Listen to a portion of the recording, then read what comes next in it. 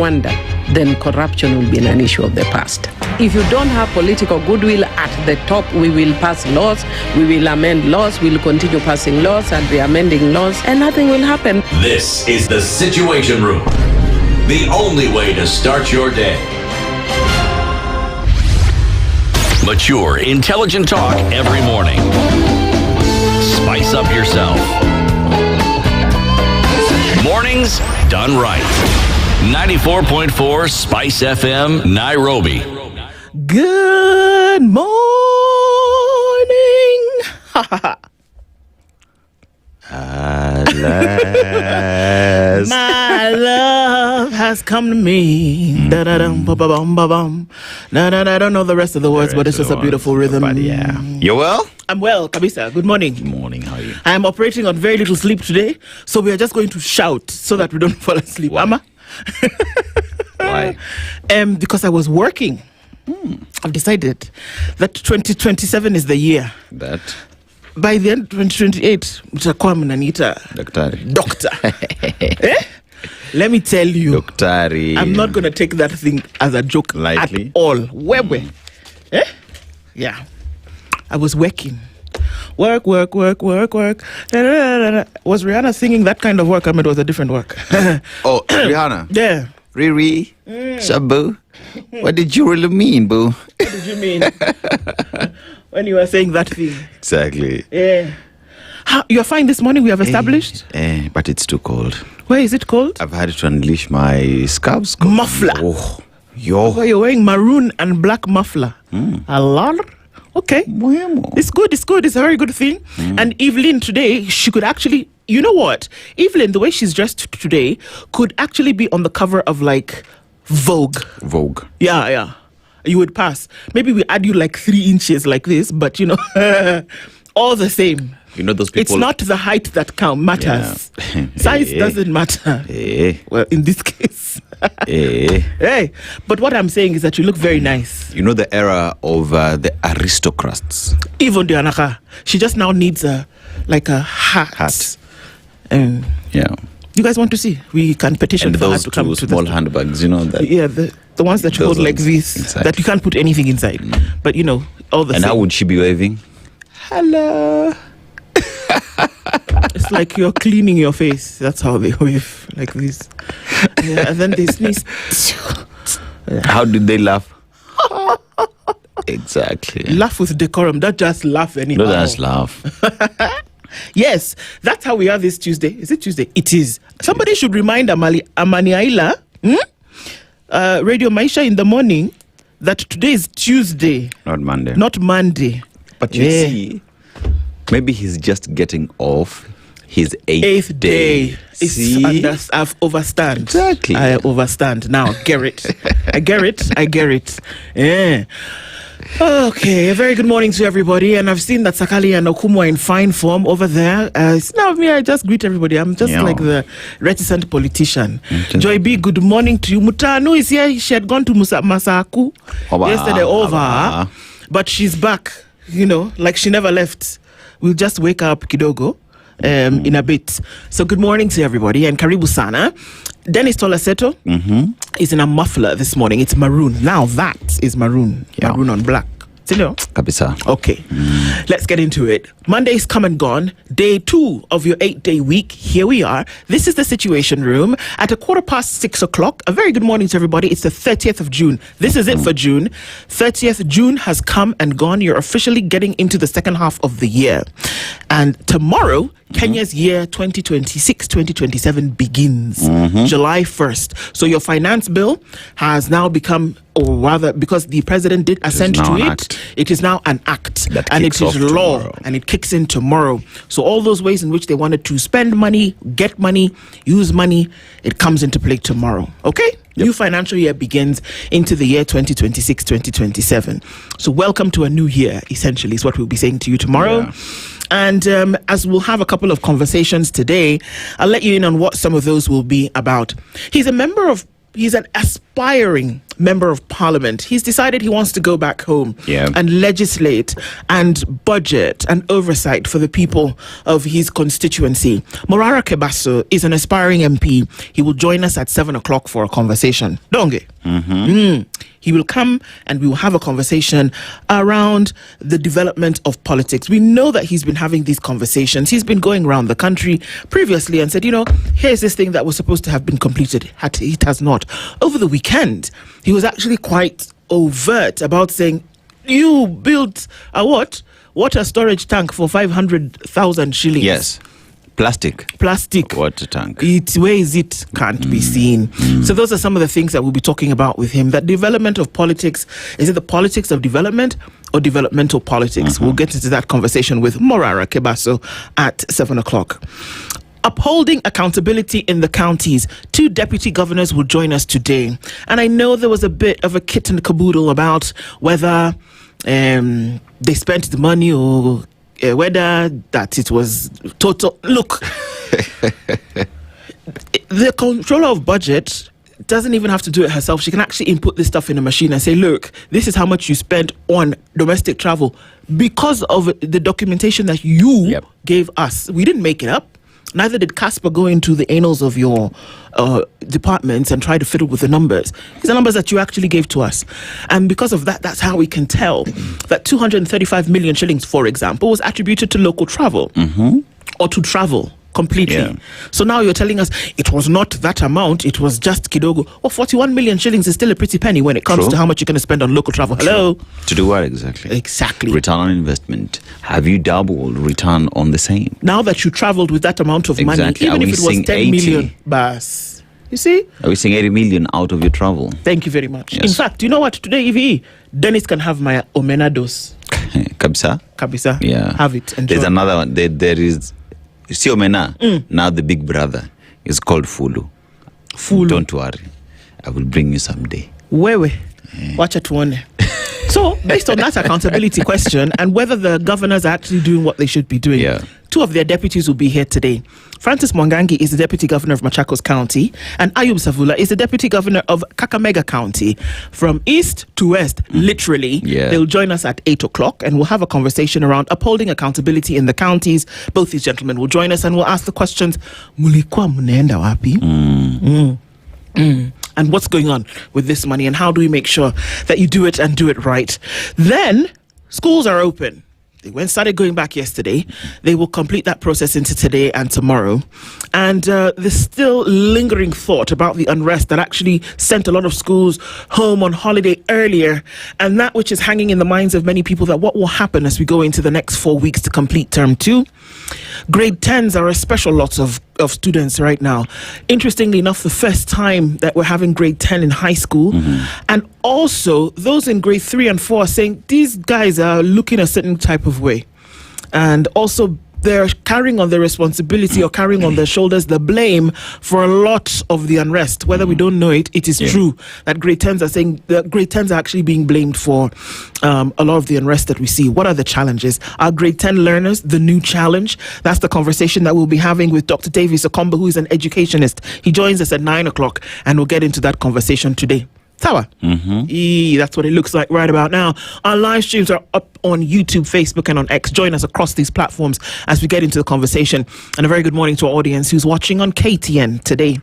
So as we talk, even as you listen silently, let's engage on some of these things, because then we get to see how we can engage better in our societies, in our communities, and in our world. This is The Situation Room. Dennis Aseto, Nduh with you as we get into the conversation. Karibu sana.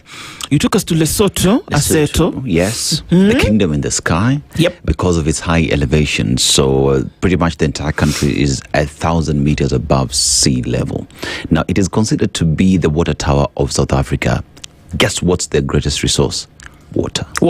No surprise. Water. The reason why they actually ship it or export it to South Africa. Right? But aside from that, they also have diamond as well. But they have the Basotho blanket. Now, the Basotho blanket is one of the traditional attires that they do have, simply because the area gets cold, especially during winter. But also their hat is very important to them, because Kenya, lion is our animal. One would say that hat is what defines the Basotho or Oh, Basotho interesting. people of Lesotho. But the proverb that we get today, a cow is held by its horns, a person by their words. Absolutely.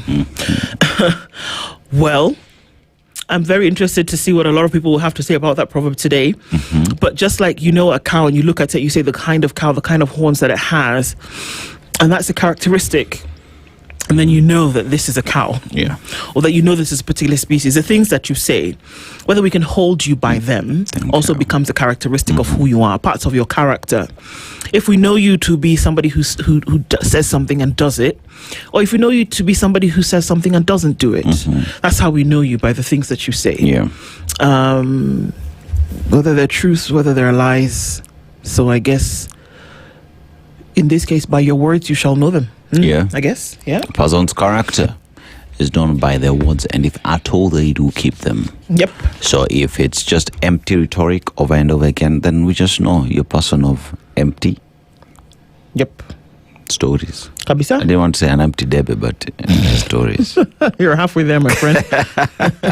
Mahisa too. But yeah, interesting to see how many would interpret that as well this morning. Kabisa. Yep. All right. So as we're getting into conversations, let's take a moment to say hello to you. And I told you that our live streams are up, and I can see a lot of you getting into the room this morning. So let's take a quick moment to say hello and tell us where it is that you're tuning in from, so that we can connect and get into it this morning. Thank you for everybody who just continues to listen in and tune in and to lug this thing with us, and that we say that for the people first, that we will comfort the afflicted and afflict the comfortable. So karibuni sana, and thank you very much for joining us today. All right, so we say good morning to you. He Inchi, after all is said and done, this is Chukunzira. He Inchi, after all is said and done, all is always what? These YouTube ads, All is always said, but nothing happens. Oh, sad but true. Good morning from the city of Lusail. Okay, a very good morning to you. Peter Kiare says, tuned in from Mombasa. Even if today feels hard, remind yourself you've overcome so much to get here. Robert Okoh says, good morning from Mombasa. Bonjour, mes amis, says Linda Ogola. Bonjour, toi. Cliff Sunday says, good morning, Team Spice. Hope today we get to cringe less, but with this government, migraines are all but guaranteed. Wait, let me tell you something. Yes. Ile barabara ya Ngong Road. Ismalisa. Imeisha. Yeah, guys. It's beautiful. The president opened it yesterday. Yeah. Yeah. Talanta is also 80-something% complete. So. But once it's done and over, then we'll say it's over. But yeah, that road done and dusted. It was commissioned yesterday. It's being used. It was commissioned yesterday. Yeah. It's actually finished. Yeah. We can actually see that it's actually been done. Yes, Wamemaliza kazi, imefunguliwa, and now access to Talanta Stadium in 2027. Yes, Yeah. It's good. Good. It's good. All right. So maybe that's something that we can breathe about. Yep. We just remind you that good things are happening, and that's one of the good things that happened, that we saw that open yesterday and actually finished. We'll be able to see today if the traffic in that area then is reduced significantly because of the opening of that road. So this is one of those test and see kind of things. Leo says, hello, Princess Nduh and Aseto. The motherland is a place of wonders. 200 meters road cost billions. Hey, okay, is this the same road we're talking about? What about a kilometer? When did NTSA change its name to an individual name to receive these monies? Yeah, why should it be that you send money to NTSA and it reads somebody's name, Apo Nyambura? Why should that be the case? Nyambura, okay. Anybody, okay, John. Yeah? Why? Yeah, that's the question. Yeah. Because I think you're paying that through e-citizen, no? Yes, it should be. See, Right. all government services, what NTSA is the government service, ne? Yes. 222. Yeah, but in this case, it gives you a different number according to some people, and then you pay, and it ends up as, at the end of the M-Pesa thing, whatever, it ends up to be somebody else's So name. this is that proverbial story of tuma hapa ilele nyingine iko na mshwari. Iko na Ama fuliza. withdraw usi nini. Usitume. Usitume kwa number. Right. Okay, well, sheesh. Tibbs Moge says, good morning, SpiceFM team. Good morning to you. Christina says, good morning. Now that Africa is in Dindinyoro's business, Okay. Bring Anthony Kibagendi to Okoh, Kenya. Okay. Fiery Red says, good morning, Nduh and Aseto. Happy end month. Yes, kabisa. Talaka says, good morning, tuning in from Dar es Salaam. Nduh, hiyo furaha nayo kabisa. Tell us more, Nduh. I'm looking forward to today's conversations. When are you inviting my good friend Barak Muluka? Boss yetu atatuambia. Isakale says, good morning, Nduh and Aseto. The usual suspects. You are suspected. Now you're being suspected. Okay. Pass the antidepressants. I've seen the headlines. Woy, Isa. Patriotism shouldn't require this much emotional resilience. It shouldn't, actually. I'm telling you, Kenyans, you're resilient. Hey. I'm telling you. I'm antidepressants. As a non-Kenyan, you guys are very resilient. Hey. Jimmy Munothi says, good morning from Spice Family. Yesterday was a very good show. Fanya Kazi Tena. Thank you so much, Jimmy. Asante sana. Karibu. Drift Session says, good morning. A lovely day, night to all, indeed. Jennifer Atenyi is saying, good morning, my beautiful duo and Spice Family. Our overpass on Gong Road is officially open. How I wish we would have gone up to Makini Junction, because where? Yeah. We thank the Lord for small mercies. Tumsifu Yesu Kristu. Milele na milele. Milele na milele. Awe Bwana, awe nanyi. Amina. This guy was supposed to be an altar boy. What happened between here and there? Wachia Mungu. I was an altar boy. I was supposed to be a priest. You were supposed to be a priest. Hapo katikati, kitu ikaenda left. All right. Either way. But we can discuss that another day. So you see now, I'm living the life that God prescribed for me. Too much. But it's okay. Melbourne, not good morning, Melbourne. Where have you been? Imagine Kenya's president being deputized by his son like an Equatorial Guinea. Daddy yangu, nifanye. Okay. Sema au.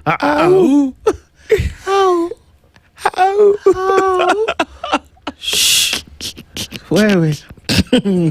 Mwangi Juma says, good morning, SpiceFM. How are you all? Respect to all, but fear nobody. Kabisa. James says, hello. When they succeed to mobilize thousands to cheer a project launch on a Monday, doesn't it bother them that we have a serious labor crisis in the land? Actually, that's the case. One of the things that PLO said yesterday. When 10,000 people are at your rally on a Thursday. No, this was on Monday. No, I'm giving an example. Yeah. At your rally, shouldn't you be asking, come, Alpha, sis, you don't get work. Yeah. What see they do here? Wait, how exactly are we pushing the economy?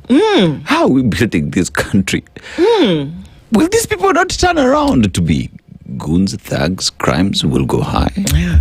I'm not connecting this to the yesterday road because I want to remain on that positive trajectory. Yeah. Thanks. But there was traffic yesterday. My God, when the president was launching that thing. That's another thing. When you should take helicopters, you don't. When you shouldn't, you do. Bros, you can launch that thing at midnight. Hey. No, but who will see you? People are asleep. Who cares? We need to see you. So we'll use the road. The road will speak for itself. We need to connect you to the road. How will we see you otherwise? Right. Anyway. Eric Orr says, good morning. Good morning to you. Osena Mark says, good morning, Spice. You are an amazing startup pack for many of us. With Germany gone, this World Cup will be giving us many surprises. Where?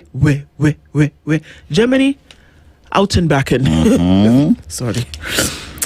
Daniel Churro says, good morning, blessed and courageous crew. Asante sana, good morning to you. Tuning in for another morning filled with mind-stimulating conversations. Kimiak.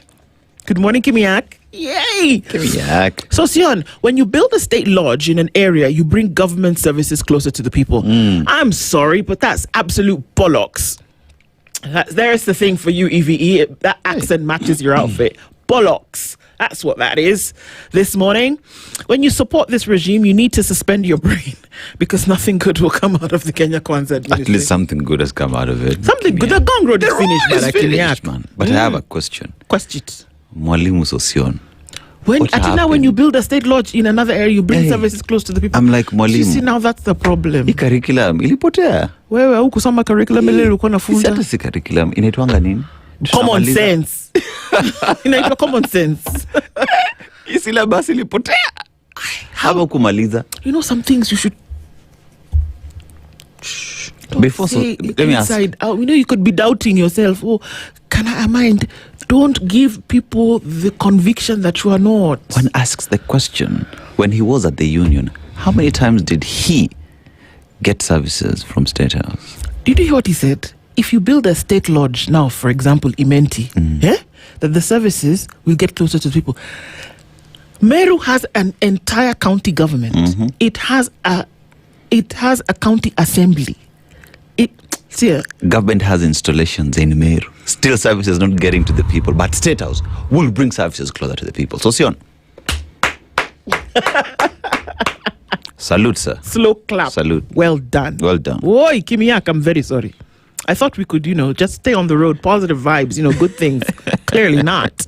Stanley Gasha says, good morning, Team TSR. Good morning to you. We continue celebrating Fanrik Maloba of Mathematics, Dorcas Kwamboka of Chapatis, and Changa of the Oxford Dictionary. Ateke. Mark Mwangi says, good morning, Nduh. I said 2 years back, Jack Ma came for investment opportunities. Walla, there was a guy called Jack Ma. Do you remember him? The guy for Alibaba's. Yeah. He settled on Rwanda. Dangote has been here no less than 2 times. I'm not surprised he's shaking his hands in the neighborhood. He's shaking other people's hands. Yep. Washington Okoh says, good morning, my best eye-opener. Tuning in from Boston in Massachusetts. Summer is here and it's muggy. It's hot. People are really having a problem with that heat wave in the US. Yeah. Let's get into it quickly. So a very good morning to you, Noel Kipyegon. Tune in from Eldoret. Good morning. There's a Barasa who has just walked in the room. Yes. I just have to stop and say hello, Barasa one. Have you seen her eyes? I have. They're beautiful. She looks like a doll, I told you. Kabisa. Moana kind of things. Eric Nganga says, good morning, SpiceFM. Tuned in from Gong Hills. Mr. President, chest thumping will not take you anywhere. Remember, pride comes before a fall. Winfred Njeri says, the irony is that the Junction overpass is open with working lights from just 500 meters down Gong Road. No lights, no markings. Sigh, why not just fix this two at the same time? That's a good question. Let me tell you, see, during Christmas, where do you see lights? On a Christmas tree. That's exactly the situation. Like on that Christmas tree, lights all over the place. Further down the line, just after, once you get to Kenya Science, no lights. Darkness. Once that road ends immediately after Met, no lights. Christmas tree on the road. Low. It's a low. It's a low moment. Mtuflani is already ready this morning. Cheers to you, brother. Very good morning to you. Good morning from Team Spice. Nyakundi Manuel says, good morning, Nduh and Aseto.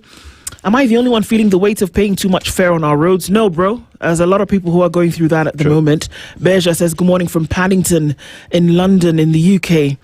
And Everton Lucorito says, good morning, Nduh and Aseto. Aseto, luku inaweza bana. Asante sana. Do you feel the sentiments about the World Cup being a disaster? Tuning from Kisumu Pacho. Wasn't it a disaster all along? Wololo. Sabal Harry Spice tuned in from Pwani. And it's Kenny says, greetings to the team. Kenny here from Kiambu. I just wonder where these people are traveling to. I mean, I use 200 for transport to town, and the reward is my salary at the end of the month. Sindeo? Yeah, but 235 million sounds like good domestic travel. N'est-ce pas? That's the kind of thing that we're looking at this morning. We're going to get into it and look into the headlines. Mutuflani, I think you're going to need to make that one a double. Because on ice, on the rocks. Why they chilled. 24/7. We're going to come back and look into the headlines after we see what's going on in the air and on the road. Stay with us. This is the Situation Room, the only way to start your day. The weather with SpiceFM.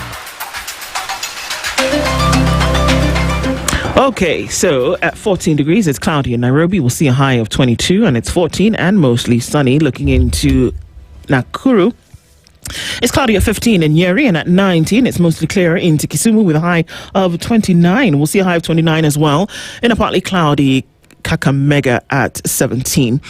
Looking into Mombasa, mostly cloudy at 24, and it's 25 and cloudy in Malindi with 19 and sunny conditions in Marsabit. It's 18 and cloudy in Kampala, while Dar es Salaam is cloudy at 22, 9 degrees and mostly clear in Johannesburg. While at 26, it's cloudy in Lagos, light rain this morning in London at 17. It's partly sunny looking out into Beijing at 26. And on Monday night in New York, clear skies at 25. Coming into Tuesday, we'll see a high of 30 and a low of 23.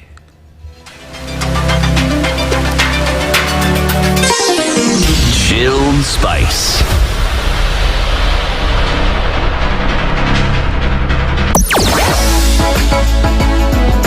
Sugar and spice and everything nice. Spice FM. Spice up your life. Traffic update brought to you by Chloride Oxide. All right, taking a quick look into what's going on. Coming in on the Thika Superhighway today, we're seeing traffic coming in through for just past Clayworks this morning, and it's going to slow down as you get towards the Pangani underpass. It's looking okay right around the Globe Cinema roundabout at the moment. Let's see what happens as the day beckons. There is some traffic then as you head into the city, and that's from Landis Road, then leading towards Wakulima. That is already busy, very busy actually at this point. And then going towards Mbakasi inbound, also from Cabanas, rather towards Cabanas, and also from Cabanas in the other direction is busy as well. Mombasa Road looks good, at least for now. Now's the time to get out.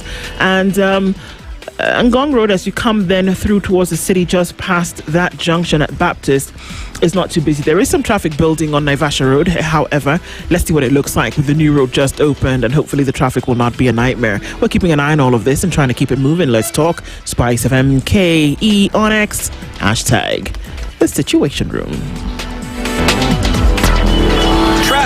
Traffic update was brought to you by Chloride Oxide. Wherever the road takes you these days, stay powered by Chloride Oxide. Get total peace of mind on the highway with the premium Exide battery range backed by a rock-solid 18-month manufacturer's warranty. Chloride Oxide, inside from Chloride Oxide. Mature, intelligent talk every morning. Spice up yourself. Mornings done right. 94.4 Spice FM, Nairobi. Very good morning. As we're getting into it at 21 minutes to 7 o'clock. It's not every day that you'll find an Njeri on your table. But okay, looking into the headlines this morning, we'll start off at Kenya's bold newspaper, The Standard. The harrowing picture there.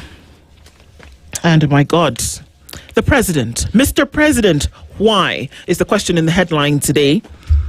2 days ago, Mathare-based activist Davis Lichuma was found barely alive after he was reportedly arrested during the June 25th Gen Z commemoration held incommunicado, tortured and dumped in critical condition at the Kenyatta National Hospital. 3 others reportedly arrested by police on the same day are yet to be found. Those alleged atrocities targeting government critics despite President William Ruto's pledge to end abductions are spine-chilling.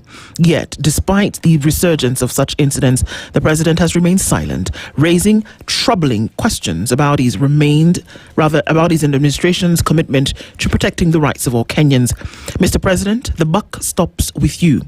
The alleged torture and enforced disappearances of Kenyans by those entrusted with enforcing the law will inevitably shape your legacy. This picture is very worrisome. There is a picture of him being arrested, and there is a picture of him in hospital where he's almost curled into that fetal position. And it was reported that 2 days since he was found, he had not spoken one word. Didn't say anything, even when he was asked, could not. I remember, it's interesting because I remember CT telling us that during the times when folks used to be coming to, then around the Kuu area where people had been arrested and they had been held for days, they would come back and they never uttered another word about that situation again. God have mercy about what may have possibly happened to Davis Lichuma over the Thursday, Friday, Saturday, and then he was, released on Sunday. God knows what happened to him, but just look at that picture. He spoke not a word to anybody. As of the time of this story being written, he had not uttered one word. But one asks the question, what was his crime? What did he do? We have a picture of him being picked up by police. Yes. That means he was under police custody. They took him. Using that picture, these 2 individuals need to tell us where they took him. Yes. To what police station was he booked in? What OB number was ascribed to him? And why was he not presented in court? Plus, there's a reason why you dropped him at the hospital. Exactly. Because you know what has been done to him. That the next port of call was for him to get medical attention. Yes. Because he had been so badly injured. You know the reason why. You didn't drop him in the middle of the forest so he could find his way home. He was in critical condition, according to the Kenyatta Hospital staff, who then were attending to him. They moved him from Kenyatta to Nairobi Women's after that because they needed to then, treat him. But you know the reason why you dropped him at hospital. Exactly. You know why you didn't take him somewhere else, because he needed care or he was going to die. So when we talk about instances of police brutality or police excesses, this right here is a man who was picked up by a police officer. It is There's a not picture. us, it is a picture that is There's a showing picture. that. So one then asks the question, Nduh, Yes. you've been picked up by uniformed police officers. Here we're not talking about plainclothes police officers or masked men. No. Police officers, we can see their faces. Where did they take him?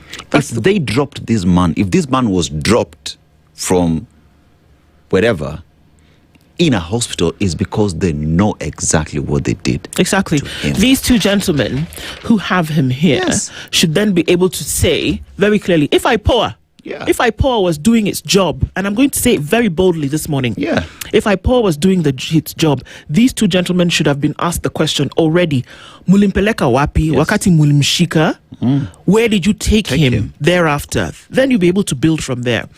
But, he was found, and it's almost 24 hours later, and everybody is what? Pin drop silence. We're going to come back and revisit this story in a bit. Looking into page 2 and 3 of the Standard, inside a 70-year-old land battle tearing Angata Barikoi apart. It's a long story, but it talks about the fact that it's been 70 years, and that's the violence that we see. To his credit, Kipchumba Murkomen in the area not too long ago and said, you know what, guys? Literally, we're tired. Just stop this thing. There's no conflict. Prove me wrong. Yeah. In the world, conflicts that we see have always been about resources. True. Always. So where did it begin? The fight for the very little, what the case is. And yes, guys, land is a resource. In case you didn't know, somebody said, no, it wasn't resources, it was land. Land is a resource. So this has to go much deeper. So even 70 years ago, that what exactly happened to get us here. Families count losses after security operation. We're looking at the same area here. And Gen Z protester Davis Lichuma found ill after alleged abduction. It's still alleged, and that's why we're saying that the two policemen who had him need to say where they took him. They have to. They have to, so that you can now start to connect the dots. Fresh abductions raise alarm over state repression. That's the story on page 6. And detectives linked to attempted abduction of Standard editor. Lawyers' efforts to meet the Crime Research and Intelligence Bureau head in Nakuru did not succeed. Kiprotich escaped an abduction attempt along Mercy Njeri Masto Road on Saturday morning. And those investigations continue in terms of what could have possibly happened to Standard Group's associate editor. Ruto revives Nduh Bridge project amid funding questions. This is recent. Nduh Bridge is it's the same bridge. And he said this one we are reviving. Okay, I don't know how many. This is which revival? A revival is coming. How Kenya pressed on with a 3 billion shilling project despite forgery claims? I swear. Where? You know, I keep telling you, J.J. Abrams, that super duper producer. Yeah. He can come here and he can just do the series. I'm telling you, if he just makes that move to just come to our library down here and just pick footage and put together. Jessica Mwaro from down there. Yeah. Give me those papers to just go through it. I just create a thing even from the papers proper alone. Sequel, I'm telling you.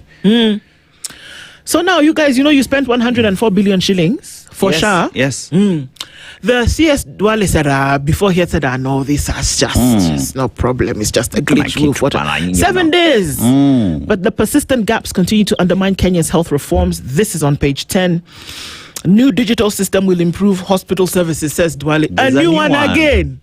See, mutengeneza ile ya 104 billion shillings ndio ifanye kazi jameni. There's a new system. Back I've spoken Kiswahili this how morning. much are we buying this new system for? All public hospitals have been directed to transition to a new digital health system.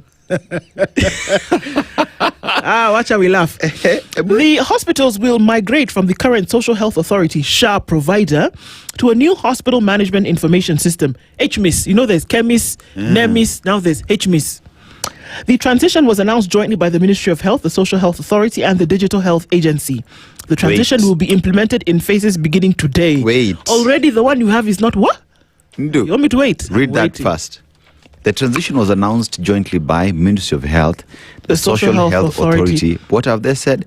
The current Social Health Authority provider portal, a new hospital management information system. So that means the person who's been managing this system that has failed, that is not working, is together with the CS announcing a new system. All of them together smoking omena. Yes. Just there saying things.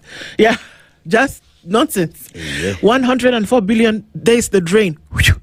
Because then what does that exactly mean? Why are you confusing us on a Tuesday? You see the way I woke up this morning with the joy of the Lord in my heart. Then now you come you come and tell us these things. I'm confused. Question is, genuinely. When you talk about heart, which heart? Is it H-U-R-T?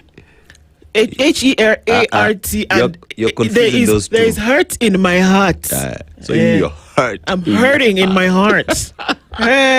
Because war are those. War is that. You're transitioning something that you have not even done the first one. Transition means you get better. Let me tell you, if I could, every morning, I would just wake up and hug the country Kenya and tell it, I am sorry, but it's another day for you to survive. Oh, Lolo. You turned home tired. Sheesh. That's just... That's Pejot. La ilah. When sport and crisis overlap, DRC's World Cup rise amid Ebola upsurge. Let me tell you, Africans were resilient. Later Ebola, sijui what, baada tuna funga football. Yeah. Kenya must refuse to receive rejected EU asylum seekers. This is according to my friend Njeri Gitahi in the opinion pages today. Sindio? Also, there's a quote there from Education Cabinet Secretary. He says, we must also pay close attention to learners' well-being. Really, let us not become too focused on academic achievement to target broader developmental needs of learners. Academic success and learner wellness are not competing priorities. Well, if you're going to give them 3 leaves of cabbage floating in water, perhaps that's one of the things that we ought to talk about, right? I actually agree with CS Ogamba on this point. That you want good grades, you do, because it establishes you. At the same time, it cannot be your only focus because we're looking at a whole individual, a wholesome individual. Exactly. Yeah. That's what the standard looks like today. You need a double? You might want to because it's interesting. Also, Joyline and Evelyn, you people should not fall my hand, I beg. There's this game, It's called football. Yeah. Sawa. There are 11 men on a pitch. Yes. 10 of them are in the pitch. One of them stands in the goal that has a net, like a fish net behind. The aim of this game is that these 11 men, they kick the ball around. Some defend it from entering their goal. Others want to put the ball in the other goal. Yes. Now, it doesn't mean there are only 11 men. On the other side of the pitch, there is another 11 men and another goal. Yes. So as a CC on this side, we are trying to put our ball in their net. Them, they're trying to put their ball in our net. The person who puts the ball in the net of the other more times than the other wins the match. This game is called football. Yes. Right now, the whole world is called the World Cup. All the nations are coming together to play this game. Not all the nations. Okay, the ones who have qualified. Sasa hapo uta confuse akina Evelyn tafadhali. Some too, there are game people playing. Yes. Nimekuacha wapi? Haya. That's what people... Now, the problem is, mnauliza kwa nini wanacheza usiku? Kwa sababu, America, they're on the other side of the globe. Yes. So when our sun rises, theirs has gone down. Yeah. Up on the World Cup when is ours being... goes down, theirs is up. So now we're trying to see who will be the winner. There's a guy called Messi. Sasa naenda mbali sana. The goat. Sasa, do you understand? Yes. Nimewachia hapo sasa. Over to you, The Nation. Now, when you look at the Daily Nation, it's pretty much the same story that carries the headline on the Standard. Abduction victims harrowing ordeals. And that's the picture of human rights defender Lee Chuma recuperating at Nairobi Women's Hospital in Hurlingham. He went missing during the June 25th protest and was found sickly along Ngong Road on Sunday. Now, that is also the picture of the gentleman who's been called Kenyatta. Michael Ngiga, and this is what he says, and I quote him: "I am pained everywhere, my head, waist, back, and the rest of my body. I cannot walk much, I cannot talk much at the moment. What I need now is proper medical attention and treatment." There is Benson Shikala as well, says he was very hungry, deranged, and if you touched him, he wanted to escape. He was fearful, very afraid, and did not know anyone. He was disoriented. So he is David Lichuma's elder brother, talking about his brother's ordeal. And Hussein Khalid is the executive director of Okoh African, says they were beaten. They were being asked who was funding them, where they got their body cams from, because they had the cameras to cover police excesses. So one thing here is everybody who was arrested in one way or the other was hurt, was beaten to a pulp by those who arrested them. Because even the Michael Ngige, we could see him being picked up by police officers and being bundled into that police lorry, right?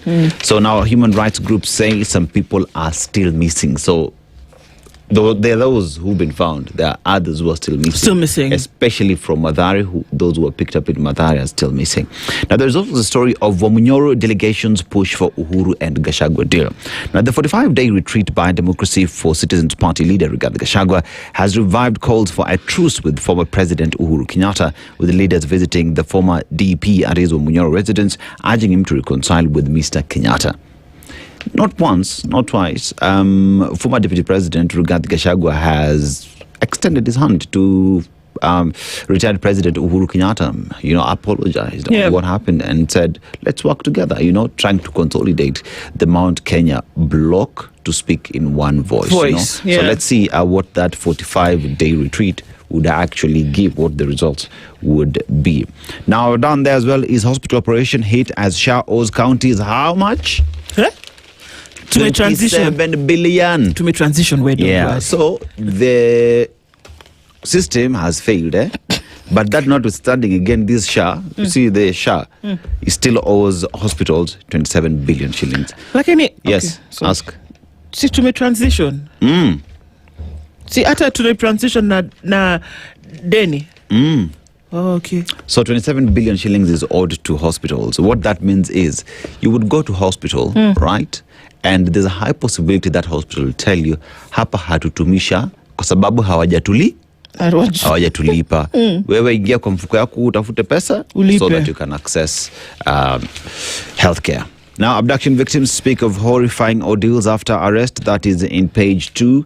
And page 3, NTV Uganda Daily Monitor unavailable as military siege enters second day. Bado? Yeah. I thought they were told, mnaweza rudi kazi. Yeah, so one would say Daily Nation, because its sister... NTV Uganda, NTV Kenya, it's pretty much the same company, right?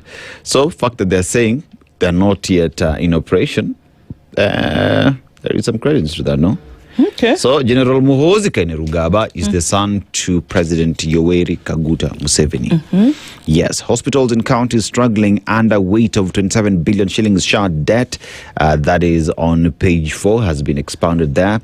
And if Shah was working in Homa Bay or Kitui, the first person to know is the patient visiting a facility. We don't need to tell them it is working. That is according to Kitui Senator Enoch Wambua, who keep on saying, the users of the system, those who can access these services, are the ones who will tell you whether it is working or not. Yeah. This morning, the people using that overpass on Ngong Road will tell you whether the road has been finished or not. We needed not to launch it. People will just speak about it. But launching is also good. Now, queries of mega projects before all Kalau vote. The government has allocated billions of shillings to Nyandarua County for completion of ongoing projects and implementation of new ones. Nyandarua Senator Methu Suz sees politics behind project, says it's ploy to entice locals to support UDA. If these projects are not meant to fool Nyandarua voters, then there is no need to elect the UDA candidate, Mushina Nyaga, because the development funds will still come even after the election. This is what I keep saying, right? If I am a resident of Olkalau, all this development that we're seeing is being rushed out to completion. I think that perhaps the residents needed 4 years ago. You get Yeah. that now it's being hastened and pushed. It's a good thing for those projects to be completed, but let that not be used as a campaign tool, a campaign material that ukitupigia kura, the same will happen. Yeah. For me, that's reason enough for me not to vote you back. Exactly. It's more than enough. Yeah, that's reason enough for me not to vote you back, because I needed these services 4 years ago.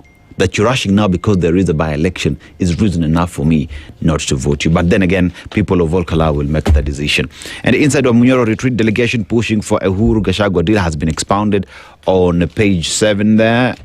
We go to page 8, if I could only turn this page. Oh my God. Yes, here you go.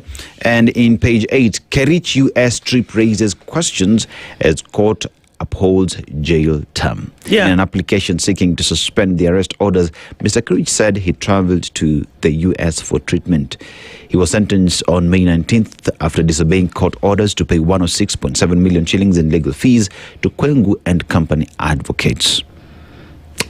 Koti mesema, you went for treatment, it's fine. So you will get better. And you will come back. You will come back, sawa. When you come back, Kaa tu hapa kidogo. kaa tu hapa kidogo. Kaa hapa kidogo because koti na order zake lazima zifanye nini? Ziheshimiwe. You're going to spend some time in the cold, sir. And parents protest over invasive searches at girls' schools in Nairobi. Don't even get me started, man. You know? Yeah, invasive. That is where the story is at. Now, sale of unapproved books, other learning materials spark alarm. Capitation? Hey, Jameni. Haifiki. We're going to touch on Walimu that at 10. hawako. At 9. But still, unapproved books in the system to teach the students who are going to sit an exam. Yeah. Where is equity and equality in that? In the dustbin. Where? In the dustbin. Okay. Meanwhile, 1 million women are receiving business grants. Okay. And there's the president talking to some of them at the Ma Cultural Festival in Kajiado. So that's happening. And house help loses 1.3 claim for abandoning a job. That's interesting because in the labor courts, you know, sometimes the things that go on in the labor courts, just look into that documentation. You'd be surprised. Yeah. Counties are traveling, spending, as we go to the top of the hour, 13 billion shillings. Dubai is a favorite for counties. Yeah. In terms of a destination and where they go. I just thought you'd like to know that. Oh. At 7 o'clock. And at Dubai for, Okay. I don't know, but that money, 13 billion is a favorite for Tunaenda counties. benchmark. You can only benchmark so long, so far. Good morning.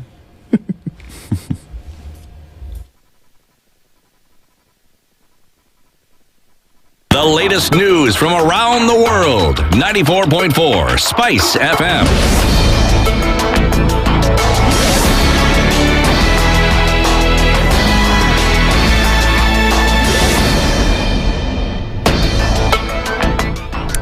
Good morning. This is the news. I'm Sheila Timbur. Petitioners challenging the government's proposed sale of a 15% stake on Safaricom have asked the High Court to declare the plan unconstitutional, arguing it amounts to the unlawful disposal of a strategic national asset. Led by Wiper Party leader Kalonzo Musyoka, they argue the National Treasury has no constitutional mandate to raise revenue through the sale of public assets, saying the Constitution only allows revenue to be raised through taxation, charges and borrowing. The petition seeks to stop the planned sale of the government's share to Vodacom Group, arguing it will reduce the state's stake from 35% to 20%, while giving Vodacom effective majority control of the telecommunications firm. The petitioners also argue Safaricom is a strategic national asset, supporting key government services, including digital payments, public service delivery, and election results transmission. They further claim the proposed price of 34 shillings per share undervalues the government's stake, risking billions of shillings in public losses. They say the transaction raises concerns over national security, sovereignty, data governance, and public trust, and ask the court to hold the sale for allegedly violating several constitutional provisions. Failure to consider national security interest will stand to suffer a measure of being dispossessed of this vital national asset, which will now clearly be foreign-owned. 17 counties, no people participation was conducted there. And there is no village in this country where there is no M-Pesa shop. And we are being told they are blowing it, talking about how effectively we conducted people participation. It's a lie. The Ministry of Health has approved the deployment of 6,360 medical interns to hospitals across the country from 1st July under its annual internship program. Health CS Nduh says the government will also employ more than 5,000 healthcare workers on permanent terms to strengthen service delivery in the health sector.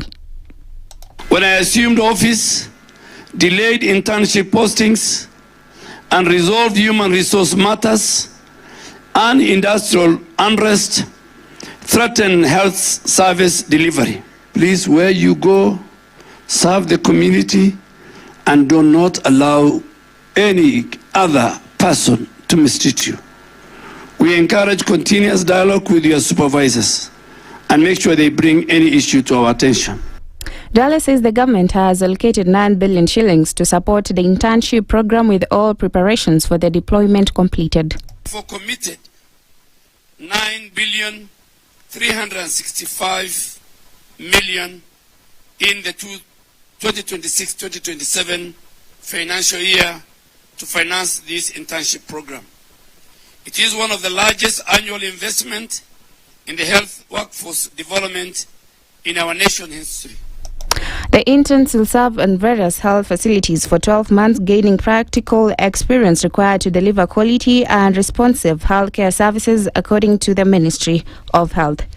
In another news, President William Ruto has accused his political opponents of inciting violent protests during the 25th June demonstrations, marking the anniversary of the 2024 anti-finance bill protest. Speaking in Nairobi, the president commended city residents for maintaining peace and avoiding the destruction of property. He affirmed the government's commitment to protecting lives and property and urged political leaders to uphold the rule of law and promote responsible politics. Mimi nawashukuru watu wa Nairobi, nawashukuru vijana wa Nairobi, nawashukuru wafanyabiashara wa Nairobi. Mulikataa fujo Nairobi hii, mukakataa maandamano ya kuharibu mali ya wananchi Nairobi hii, mukakataa fitina ya fujo ambayo inaharibu biashara Nairobi hii. Ni kweli ama si kweli? Ametangatanga hakuna kazi amefanya. Sasa anataka ati Wakenya hao wote wakose nafasi ya kufanya kazi. Wewe my friend, vile umekosa kazi ya kufanya for 60 years ama 50 years, wachana na Wakenya waende kazini. And Somalia's Deputy Prime Minister Jibril Haji Abdirashid has denied allegations that he threatened Kenya's security during his recent visit to the country. In a statement, Abdirashid dismissed claims circulating on social media, saying he was never engaged in activities that undermined the security, stability, or sovereignty of Kenya or Somalia. He described Kenya as a key partner in regional security, humanitarian efforts, and refugee support. Abdirashid was detained at Jomo Kenyatta International Airport on 24th June over allegations that he had illegally obtained a Kenyan passport. And that's the news. I'm Sheila Tembur.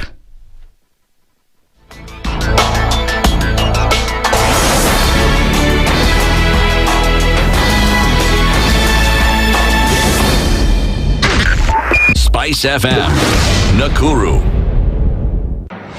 The following takes place from 6 a.m. to 10 a.m. every weekday on SpiceFM. Every time he kept on saying he wants a vibrant opposition. How does it make sense that public money has been used already and then they dare to sell it back to you? Why are they not giving them for free? That's how broken we are. That's how broken we are. They're being sent home now for fees. They're going to fail to prepare. We are compromising the futures of these children. This is the Situation Room, the only way to start your day.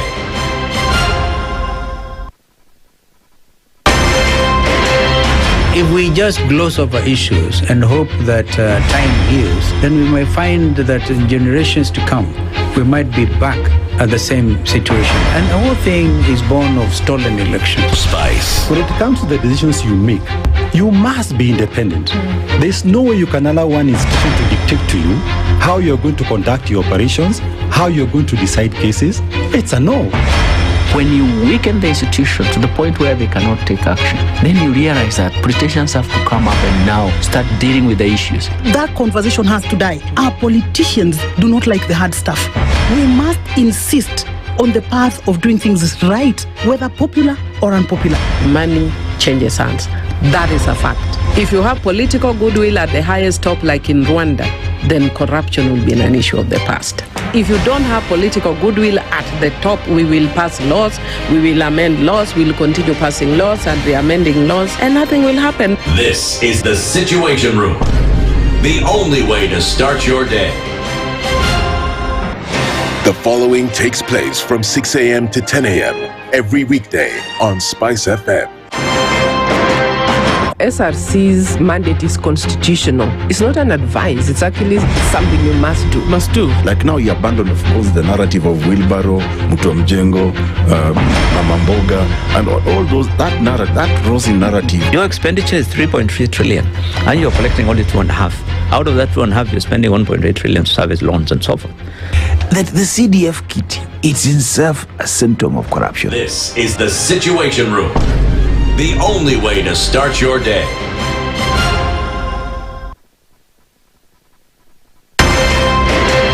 One of the things that are ailing our country is negative ethnicity. You find you as a state officer, instead of thinking as a Kenyan, you think like a tribal person. Let me tell you something. The biggest problem we have had in this country is a leadership deficit. There is nothing that you are going to do in the process of change if you are not a risk taker. So you really have to pursue your vision to a logical conclusion and even be ready to step on people's toes. When it comes to the economy, you can run away with it. They say statistics are like bikinis. They reveal a lot, but they conceal the vitals. And so government people would throw statistics at you and tell you they're revealing a lot of information to you, but it's really concealing the real vitals. We need to get out of that, because when we want to grow our democracy, one basic thing that really requires to be understood by the political class, by all of us, is institutions are critical. This is the Situation Room, the only way to start your day. Mature, intelligent talk every morning. Spice up yourself.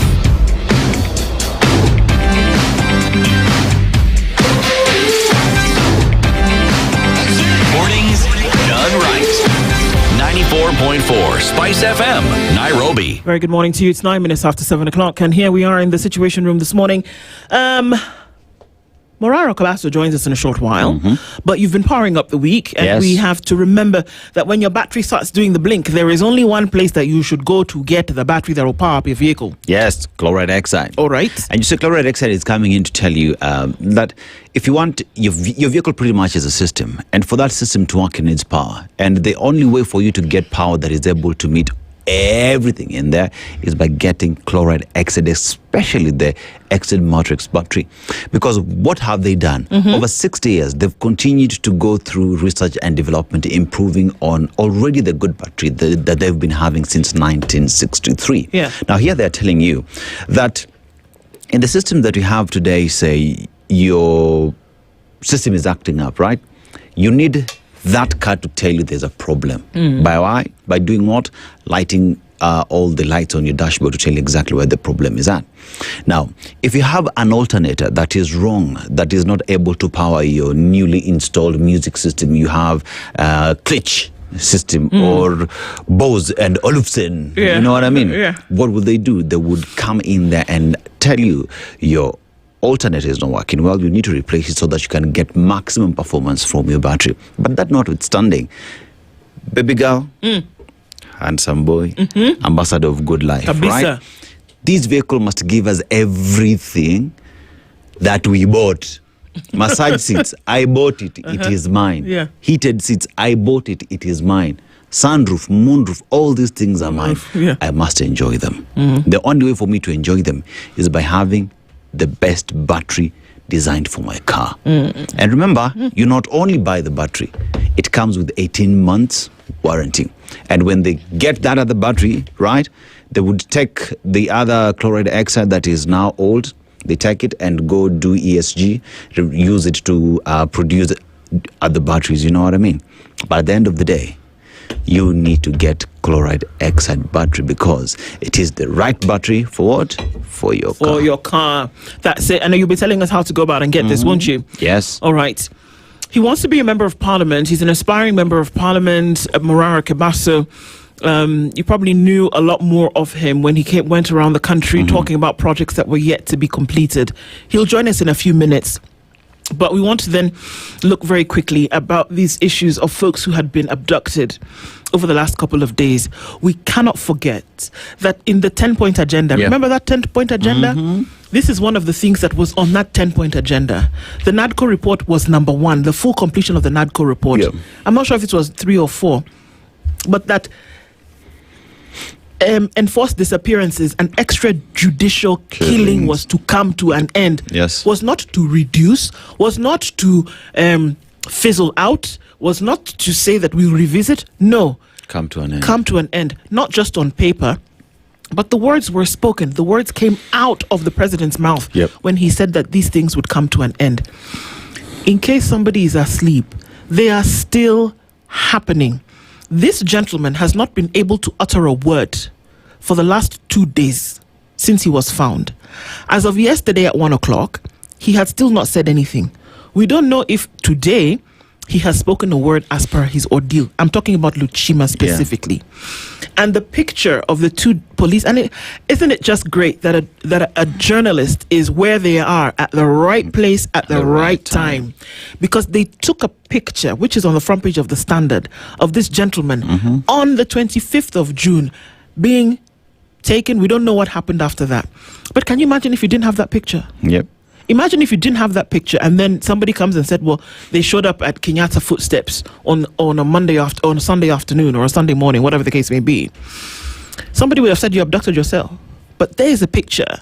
And that's the question that I pour even before you've been able to look at a cup of coffee on Monday. You should be asking the questions. Excuse me, who took him? Where did you take him? And for what purpose? If he had been arrested, did you present him with the court of law? Did you Were any process kind him? of charges preferred against him? What is the case? This stinks to high heaven, unfortunately. Because in the wake of a promise where this very thing was not supposed to happen anymore, we now see a man who, for all intents and purposes, is not able to speak about his harrowing ordeal, whether there was physical injury, mental injury, or a combination of the two is very evident here.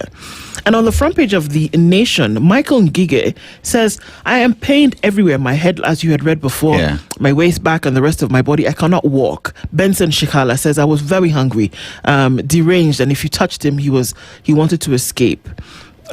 He was very hungry, right? So this is David Luchima's brother, who has been unable to say anything. They were beaten. They were being asked who was funding them, where they got their body cams, because they had the cameras to cover police excesses. Hussein Khalid is the director of Vocal Africa. These are the questions that are being asked. Now, let me ask you something. Do you think that if somebody is resolved for a better country, and they come out to commemorate or previously demonstrate and or protest, do you think that you will be able to beat that resolve out of them, or torture that resolve out of them, or kill that resolve with people like Rax Masai or Albert Ojwang or people like that? Do you think that you'll be able to kill the resolve because you take life, because you instill injury, fear? Because what is it? Osana Emily asked a question this morning. What goes through your mind that you have tortured a man over 3 days? We don't know, and this is the thing, that we are speaking in an alleged position here, that we do not know who took him. But regardless of the fact, what goes through your mind when you're causing this harm to another human being, and for what purpose? Looking at him lying in this hospital bed, has that purpose been achieved? What runs through your mind? Really, has that purpose been achieved? Have you now said, what is it? I don't know. It's unfortunate for me how I look at it, that we live in very interesting times as a country where we saw 2 opposing groups came together and promised Kenyans. It is not that Kenyans forced these words out of them. No. It is them who sat in a room and came out with 10-point agenda that would shape how government business is run. And ending police brutality and disappearance was top on the agenda. It was actually top 5 on the agenda. But today, it is 3 years since that union, right? Yeah. We still continue seeing this happening. And it is every other year, whenever we commemorate the Gen Z protest, that we see people getting disappeared. Now, that notwithstanding, there is a picture of police officers here. IPOA, where are you? Even the internal unit of police officers, what are you doing? Cabinet Secretary, what are you doing? President, the buck stops with you. We're not hearing you speak when it comes to Kenyans being disappeared, yet it is a promise that you gave to Kenyans that these things would come to an end. But that notwithstanding, where do the police get the power, the energy to pick up someone? This person disappears, shows up in a hospital, unable to speak, they are in pain, and were tortured. What exactly have we done that human life and human dignity is no longer our cardinal rule to protect? That it's easy for you to pick someone, beat them to a pulp simply because at that point you have the arsenal or weapons or regalia for you to beat up people. You have the weapons of war that you control. Does that give you the power? It does not. Because this man was picked up by the police. It's clear. Unless Mimi Njosioni, because these are police officers. But where did they take them? What? You know what? Why are we not having the conversation about this? You know, do you see this broad-based government, or whatever the case may be, that was supposed to be on an agenda? You had an agenda. On the agenda, one of the points was this very thing, that we were actually supposed to see it come to an end. On that promise alone, we should die on that cross. That this was never to happen to another Kenyan again, based on the promise that was made. But here now we have a man emasculated to the point whereby he's unable to speak, and others who till now we don't know where they are. If that doesn't incense you to the point whereby you said you promised this should not happen again, then we have a problem. Are we bereft of all feeling and value? What is going on? And I think we're asking for so much. My simple question is, the 10-point agenda, was it just words on paper? Well, was the apparently intention to fulfill those promises? It would even be worse if there was no intent to fulfill those things, the very tenets of the agenda. It would be worse. Morara Kebaso is here with us this morning, and he's already in the hot seat of the Situation Room. He is late, very late. Morara, good morning. Good morning. I'm sorry I'm late. It's the traffic of the city, but I'm here now. Karibu sana. Asante. How are you doing? I'm very well, thank you. Good. We saw you in Kisii over the weekend. Yes. You'll tell us a little bit about that. I was in Kisii. I've been going through Borabu constituency, auditing different projects that have been done by the NGCDF. Okay.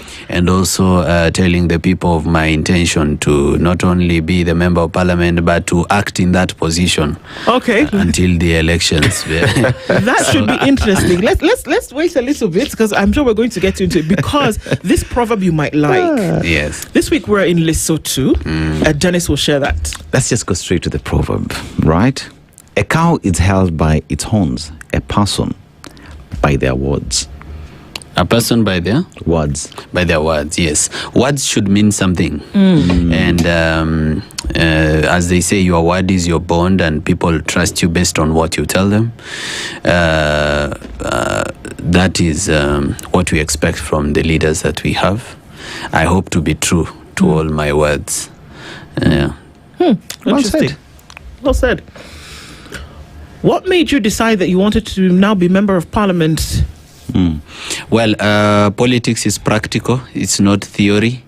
So I have evaluated and looked at the political situation in the country. I've understood the voters, I've understood the political system, and I've realized that we are already in the mud. And since we are in the mud, the only way to get out of the mud is to walk through the mud. That you see, there's no way utatoka kwa matope without walking through the mud. So you will have to get even more stuck as you try to get out.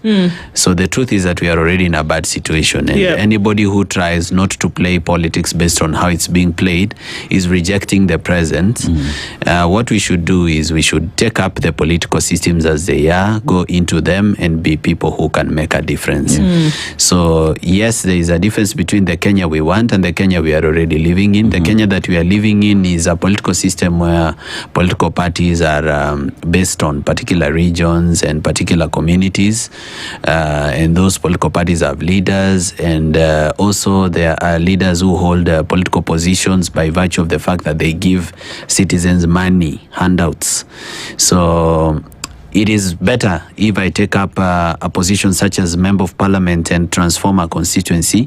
Then and only then will people understand what we are trying to do and how we are trying to do it. Because sometimes the best way to teach is through signs and wonders. Indeed. You were seen as the ambassador of developmental inadequacies or gaps in the country. You went around saying, well, this is what they told us was to be built. I mean, you did this to a far extent.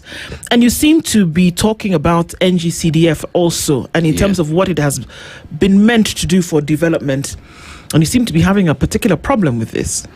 Today I even came with my file to the show. For Borabu CDF. This whenever as I do my research, I document it. I put all the documents here. Even when I find the companies that are doing the different contracts inside the constituency, I make sure I get the form of their CR12 and keep it in the file. What I've come to discover is that what is going on in my constituency is incompetence and pilferage of public funds. First, the Member of Parliament is elected to represent his people. Represent his people where? In Parliament.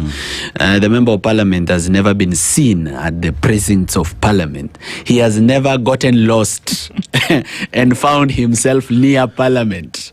You're saying that the Member of Parliament for Borabu constituency has never been to the National Assembly? Absolutely, I'm not lying. National radio, the most popular radio in Kenya. I'm here to tell you that even the Speaker of the National Assembly, there is a high likelihood that he has never seen my Member of Parliament and does not know him. He's learning about him through the media based on what I'm saying about Borabu constituency. 98% of Kenyans do not even know that Borabu constituency exists. Yeah, this is a very big constituency with a lot of wealth. So I'm the one who is now, bringing it to light and bringing it to the map. But surprisingly, my Member of Parliament is missing from Parliament, did not vote during the finance bill, has never contributed to a single motion, has never spoken, has never even said hello or good morning or hello guys or nay when people are saying nay. He has never said anything. He has never even taken a photo. And we know this because there's the Hansard, which is a public record, and we're saying Hansard shows no representation by the Member of Parliament for Borabu. There is no representation of the people of Borabu in Parliament. So now, but there is money CDF that he receives in the account. He made sure that Pesa, he will not leave money. So the money every year when they are giving a Constituent Development Fund, we get 164 million. So I've been auditing where the 164 million goes. And all I can say is that I'm very sad. I began with a project called Kenyoro SDA Primary, where I found that a pit latrine was built with 1.8 million. No, it wasn't. It was. The document, yes, it's right here. It's in their, actually, it's in their financial statement, prepared by their own accountant. So you see, hii ni kisu tu walijichongea wenyewe and they are the ones who sharpen their own knife. I went to the Borabu CDF office and found that they bought a water tank for collecting rainwater, 5,000 liter plastic water tank, which costs about 40,000 in the shop. They bought it at 500,000 shillings, 500,000. The same thing. Yes. Okay. I went to what we call it's called Mongori Primary School. It's one of the primary school where the Member of Parliament said he has a project for climate change, mitigation of climate change. Carbon credits. Yeah, and so he said he want to plant trees, and have a water tank in every primary school. Now, I looked at the trees. I counted the trees at Mongori Primary School. They were only 7. And remember, the Member of Parliament spent 6,492,000 to plant tree seedlings at various primary schools. I have audited the bursaries, where I spent almost 40 million on bursaries. And I now have testimonials from several constituents who are ready to go on record and even record a statement that they actually bought a bursary form. Bursary forms were being sold at 1,000 shillings. If you want a bursary form for your child, it's 1,000 shillings. And also there are people who have been put on the bursary list that they've received a bursary, but when they go to the school, the money was never sent. So you wonder, hapa katikati, where did the money go to? Then I'm also now worried about the contractors, the ones who are doing renovation. Unajua wanapaka rangi mabati, they paint the roof of a primary school, then they say renovations at a particular school. Now these companies have gone through to investigate who are the owners, and I've come to find that one of the companies called Blue Tosha Limited is owned by the NGCDF chairman and the NGCDF secretary. It is sad. It's called Blue Tosha. It sounds like a washing soap. Huh? It's the directors are Dennis Rosana and Teresa Mateni, who are NGCDF Borabu chair and secretary. You know, that's conflict of interest. You cannot be the NGCDF chair and still be the contractor, allocating yourself, contracts. And they've been paid a lot of money, actually. In 2023 alone, on 26th October 2023, they were paid 1,156,539 shillings. 25th October 2023, they were paid 1,156,000. 7th August 2023, 1,697,000. 7th August 2023, 1,700,000. 10th July 2023, 985,000. 19th July 2023, 965,000. And this is only one company. They have 8. This is money that they have, according to what you've seen. This is money that is in their bank account. It is in their bank account. That has come into this company's bank account for offering services to the constituency. I can even tell you the bank account. Equity Bank Keroka. You give me a minute, I will find the account number. They've been receiving money for what, Morara?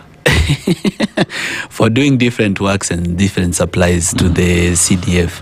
You know, the NGCDF spent 3.9 million on committee allowances alone. Committee allowances. 3.9 million. Kuketi to discuss how to do nothing. So I'm at a point where first I have to open the eyes of the people of Borabu constituency. Show them how their public money is being spent. First remind them that they pay taxes, because I come to realize that most of the people do not even believe they pay taxes. So when money is stolen, they don't believe it's their money. They think ni pesa ya mzungu fulani huko Nairobi. But they need to know that, when they buy sugar, they buy flour at the shop, they have paid taxes via VAT.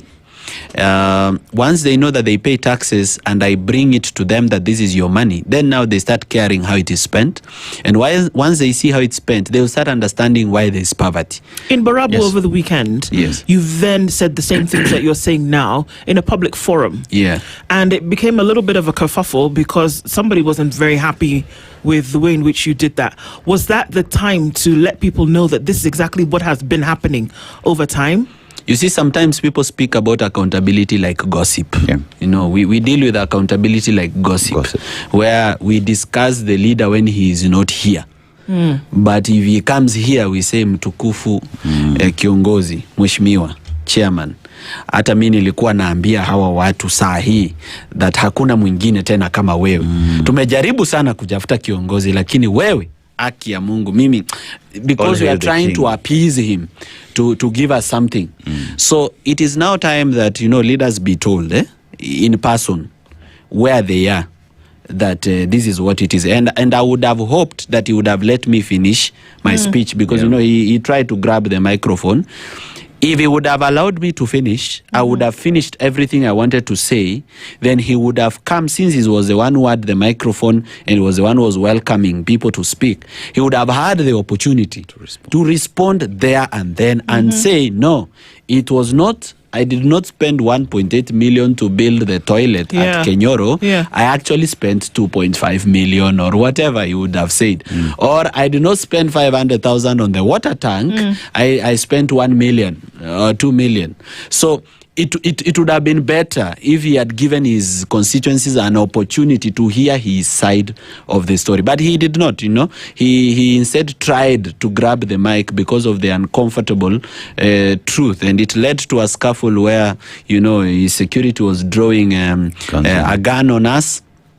But now that is what bravery and courage is all about. I'm not doing this for myself. I'm doing this to encourage every young person that there are 290 constituencies. You can see I'm putting Borabu on the hot seat. I'm cooking it in the kitchen, and it's gonna be fine and finer. Since I'm putting it through the fire, you also go and put your constituencies through the fire, and do not be afraid. I know these members of parliament, sometimes they are very violent. they hire goons. Like myself, I've had goons hired to follow me around and to disrupt public functions. But if we fear, then who is this courageous person who's going to deliver our country? I mean, we cannot deliver a country out of fear. We have to do it out of courage. So that is why I had the courage to tell him, because if I'm lying, then I should not. Then I should be uncomfortable to tell him in his face. But because it's documented and the evidence is there, and I went with my file to the funeral. Yes, you did. Morara, when you talk about 164 million that goes to the county, in 4 years that is close to 700 million. Yes. Now, it is 700 million that has been given to Member of Parliament for Borabu, which then one would say there ought to be some 600 and almost 700 million in that constituency that says there is a school here, there is a road here. But all we're hearing is there has been misuse and misappropriation of the funds that have been given to benefit the people of Borabu. Yes. Do people of Borabu understand, first of all, what 700 million and what kind of change that would do to the constituency, that when Morara has come now to say, guys, this is how your money has been spent, do people really grapple the difference of 700 million in that constituency? It's very difficult to make people understand the impact of almost 1 billion shillings. And because they themselves have never seen, 90% of my constituents have not met with the 10 million even by accident. Most of them are used to 10,000, 20,000, 100,000, 300,000. I mean, that's the ability of most of their constituents. So for that reason, when you tell somebody that 1 million is lost, or 10 million or 20 million, it's difficult for them to relate. But now it takes consistent messaging for them to get to a point of understanding. I said here in SpiceFM some time back, probably a year or 2 years ago, that we'll have to have leaders who begin their career by civic education. It has been that politicians take advantage of ignorance. That politicians are happy when their constituents are ignorant, because when they are ignorant, they can't ask the difficult questions. I want my constituents to be absolutely smart. In fact, I will be sharing with them the financial statements and audit agendas report. Everybody reads, so that when they ask me questions, they ask me very intelligent questions. And you see, that's why constituents have logged out of leadership. That's why constituents go for things like handouts and things like funeral contribution. Mheshimiwa alitupatia sanduku. Alitusaidia sanduku when so and so died. Tulikuwa na matanga, akatusaidia gari ya kubeba mwili. Mheshimiwa wakati alimaliza matanga alisema watu wasiende. Mkimaliza matanga, don't go. You line up here, niko na sukari yenu kidogo. And they never ask themselves, where did the money come from? Did he go and withdraw money from his school fees account for his kids to bring to us? Or is it that development that we do not have that is now being given to us in cash of 200 shillings? The reason people have logged out of leadership is because now they are going for short-term gain. They have given up on leaders. They know leaders will not help them. Therefore, tumukule saa hii. si ndio huyu hapa tumukule wewe, tunajua utatusaidia wewe, utaenda kujisaidia, because that's what leaders have been doing. It's repetitive. So for that reason, you give us 200, we are okay with it. Then go. So I have to teach my constituents, number one, to heighten their expectations. Wapandishe expectations kabisa of what they expect, so that this money that is coming to the constituents that's supposed to do development, when it comes, they ask me intelligent questions. It's not just 800 million. It's actually more. Remember that members of parliament also control the fund for Kenya Rural Roads Authority. So now we are discussing almost 3 billion. Okay, that comes to the constituency in those years. So that 3 billion is supposed to be so transformative, because a constituency is a very small area. It is. So if you decide to do some excellent work, it can be done. We've seen it done elsewhere. I want to take a break because I want us to come back and then you can tell us that when we talk about these large amounts of money, development money, because that's our conversation around politics, development and politics, can we, I mean, I almost know the answer, but we'd like you to then explain it a little bit more with, you know, your handy file here. That can you see the physical representation in development around constituencies that is comparative to the amount of money that has been spent? See, I told you I can already guess what your answer might be. Aspiring Member of Parliament Morara Kebaso is here with us this morning. We're going to take a quick break because we want to then be able to see development means when the resources have been applied that the people can actually benefit from it. That's one of the definitions of development. If it's not happening, then perhaps you're right to stand on the podium with your file and say you must do better. We'll come back. We'll discuss that in a minute. This is the Situation Room, the only way to start your day. Traffic update brought to you by Chloride Exide. All right, so it is pretty busy on Gong Road this morning. Yikes, maybe that road not doing what it should do right now. So that traffic is still pretty heavy as you come in from the mall area, going out towards James Gishuru and crossing over towards Riara Road, Kingara Road. That junction now very busy as you get onto Ngong Road. Maybe folks are still getting to know the area. We'll wait and see. There's some traffic coming off of Raila Odinga Way this morning as well, and it's very busy crossing over the Red Hill Link Road today as you get onto the other side of the city. The Thika Superhighway is thick with traffic today, in and outbound traffic actually for some reason, and also on Kiambu Road today it's extremely busy. As you come through Gigiri on Limuru Road as well, you'll find some traffic there slowly moving into the city as we get into traffic hour proper. And as you come off of Mombasa Road, it's also busy as well, and that is traffic then heading on Langata Road, very, very busy this morning. It's not moving at all. Coming off of North Airport Road today, heading in the outer ring direction, and also towards Mbakasi. So we're in traffic hour, folks.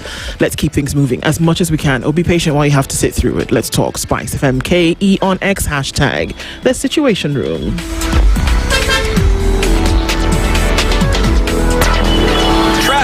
Traffic update was brought to you by Chloride Exide. Wherever the road takes you these days, stay powered by Chloride Exide. Get total peace of mind on the highway with the premium Exide battery range backed by a rock-solid 18-month manufacturer's warranty. Chloride Exide. Inside from Chloride Exide. Turn up the heat with endless entertainment on Star Times. Feel every moment of the action as the biggest leagues reach their thrilling finales. Recharge your monthly subscription to unlock a world of endless drama to enjoy Novella E, now available on your Nyota bouquet. Dive into blockbuster movies with the launch of TNT, your new home of big screen hits. And for the little ones, a world of non-stop fun on Cartoon Network, now on Star Times. News, sports, drama, movies, kids, and reality all in one place. All for you. To renew your subscription, dial star 858# for self-service or get in touch with our call center on 0719 077 077 for customer care. Buy a Star Times decoder at any of our deal shops countrywide. Star Times. Enjoy digital life.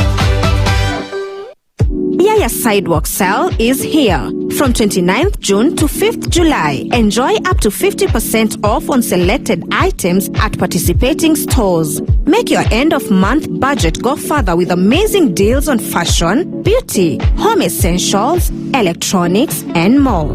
Don't miss a week of incredible savings and rewarding shopping. Yaya Center. Why go anywhere else? Mature, intelligent talk every morning. Spice up yourself.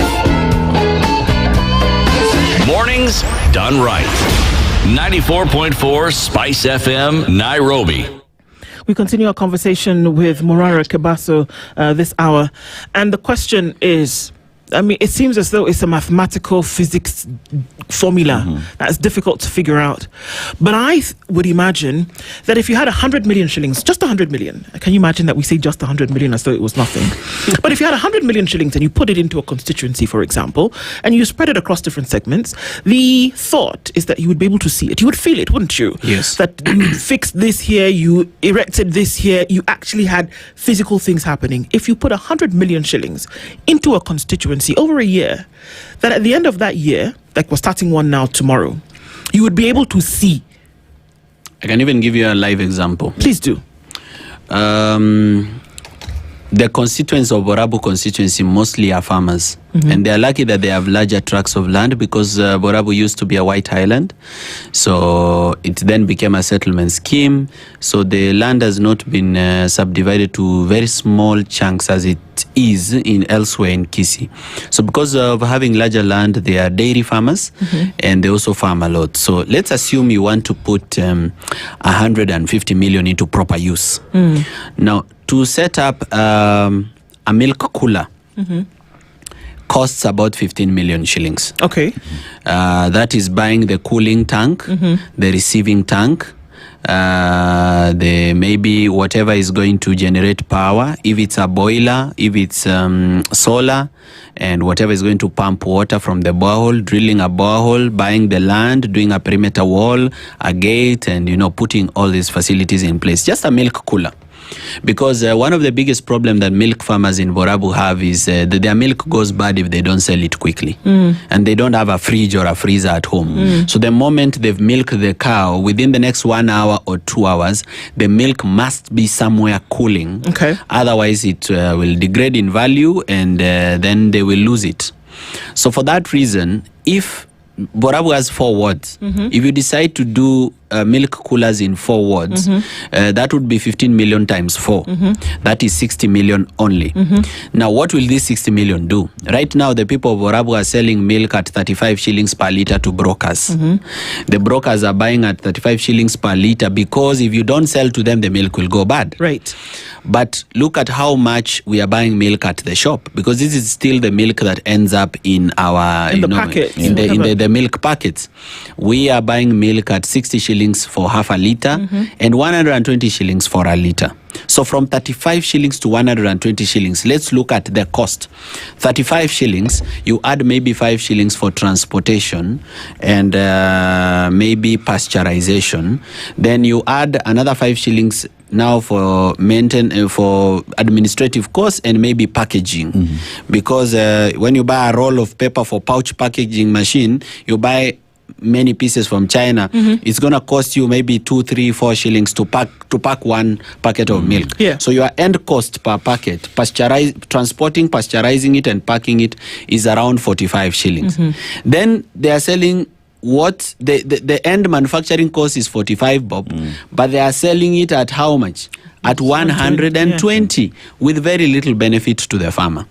If these people had their own milk cooler, they will do milk bulking. If they do milk bulking, they get better prices because now they sell as a cooperative society. So when Brookside or KCC goes to buy milk from them, they will not sell at 35. They can sell at 50. Why? Because the company is not going to incur the cost of going around the villages picking milk. They'll come to this particular milk cooler for this ward and collect 20,000 liters at a go. Just pump it from the cooler to the refrigerated tank truck and go. So all the farmers give me one ward name in Borabu. Esise ward. Esise ward. All the farmers in Esise ward essentially would bring their milk in the morning to this cooler. Nobody has to go, this person border, take, no. Everybody brings their milk to the cooler. It's operated by the county, for example.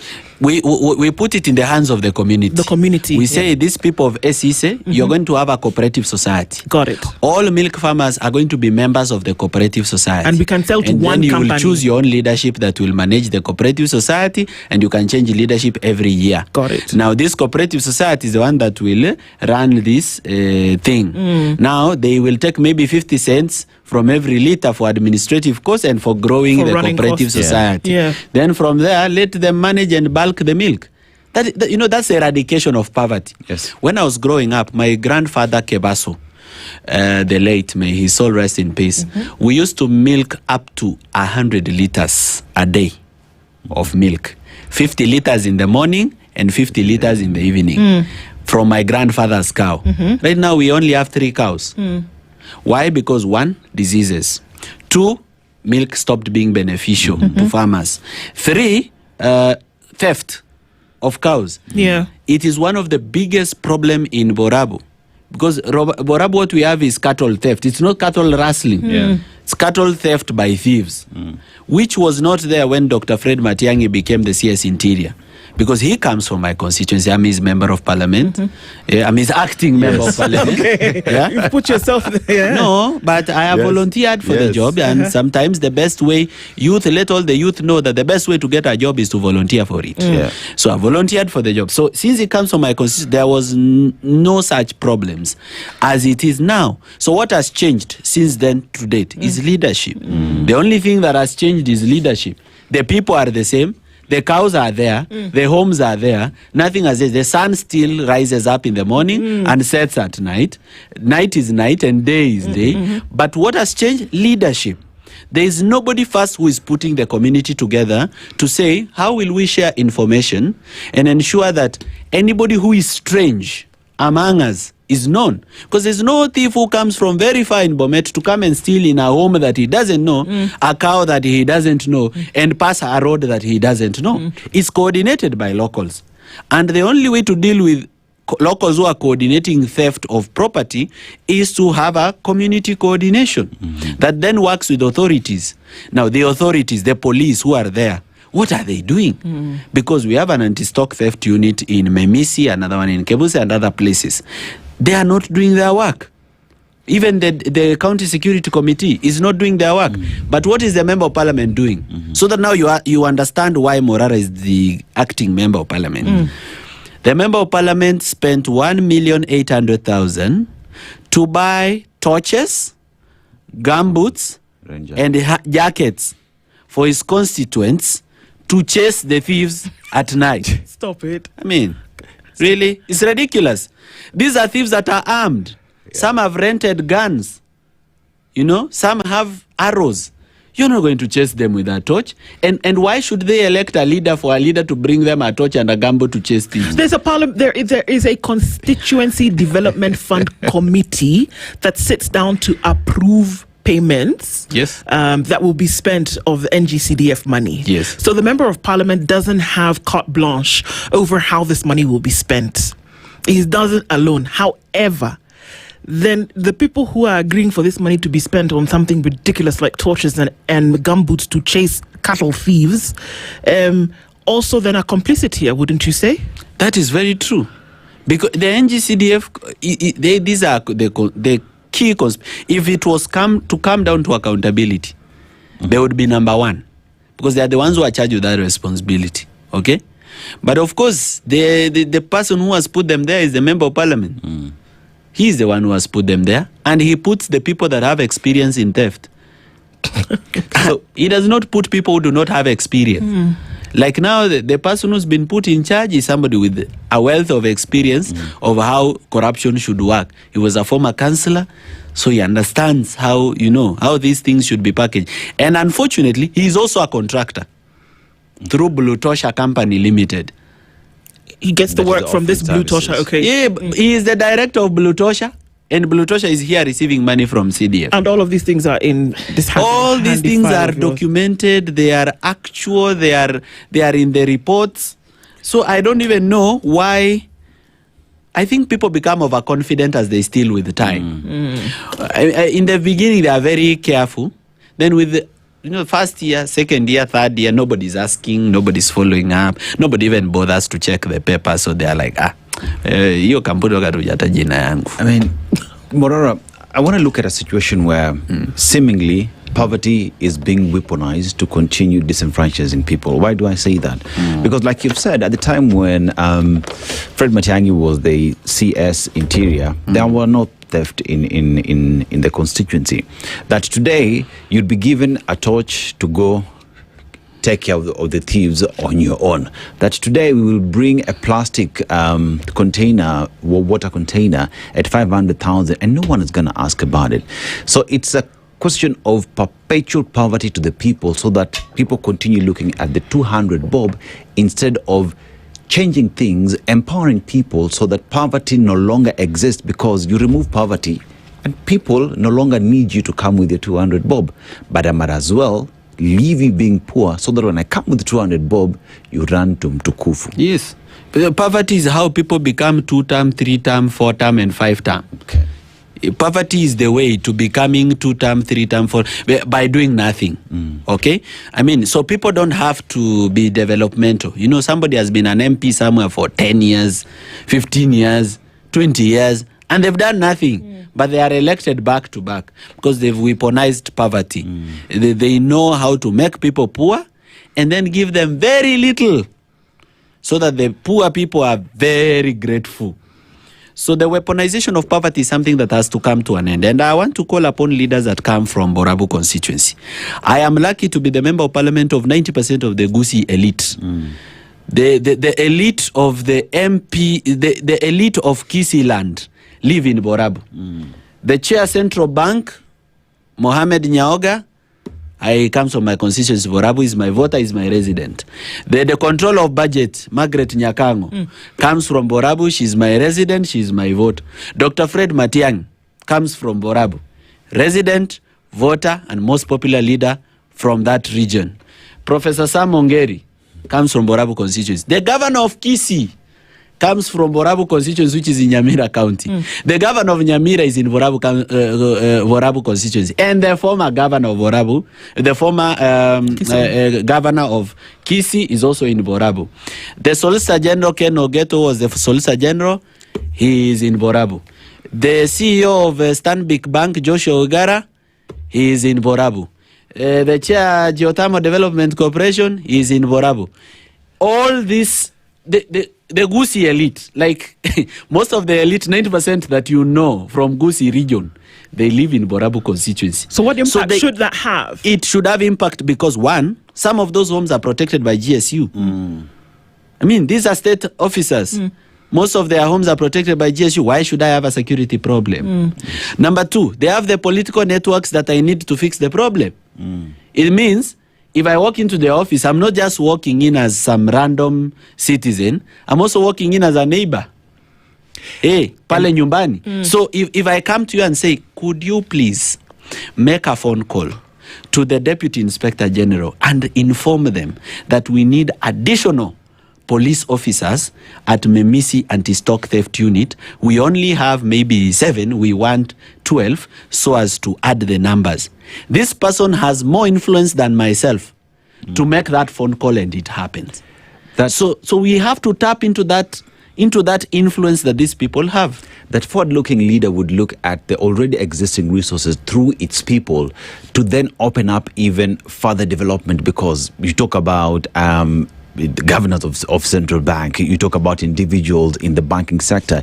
It is easy for a forward-looking leader to tap into the networks and connections that these individuals come with to further open up economic activities that will empower the people. I mean, if you want to have, say, a cooperative society that is backed by a bank, you already have banking elites in your constituency, and all you need to do is to convince them that everything in the pipeline has been set and ready to accept. And even involve them. Tell them, hey, would you please advise us? And since they have experience, they'll say, no, in my experience, I think this is what you should do.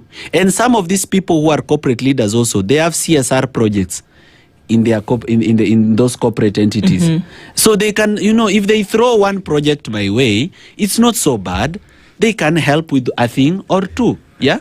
So if I have this elite, all I want to tell them is, help me, help you. If this place becomes safe, it is not just safe for me, it is also safe for you. If this place becomes well lit at night, you will be able to jog in the morning without any fear. If this place there is no theft of cows, even your cows will be safe. Okay? And you see, if people around become too poor, they will eat the rich. So at the end of the day, these beautiful homes, these people, if they become poorer and poorer and poorer by the day, you will have more and more black tax. People coming to your door to say, tusaidie chakula, tusaidie nini. Let's help these people be self-dependent so that everybody who lives in Borabu lives in peace. And that's what I'm saying. Within my own constituency, I don't just have elite. I also have educated people. I have been through the constituency during this week. I found youth. Hey, I met people with aeronautical engineering degrees. I met people with Bachelor of Education degrees. They graduated in 2019. They've never been employed so what since makes 2019. I hear you. And you've talked about an elite from this area. You've talked about people who seem to be with it when it comes to the very highly educated set of people, and yet are still able to elect leadership that thinks it's okay to fight insecurity by giving them a torch and gumboots, which probably don't cost the 1.8 million shillings.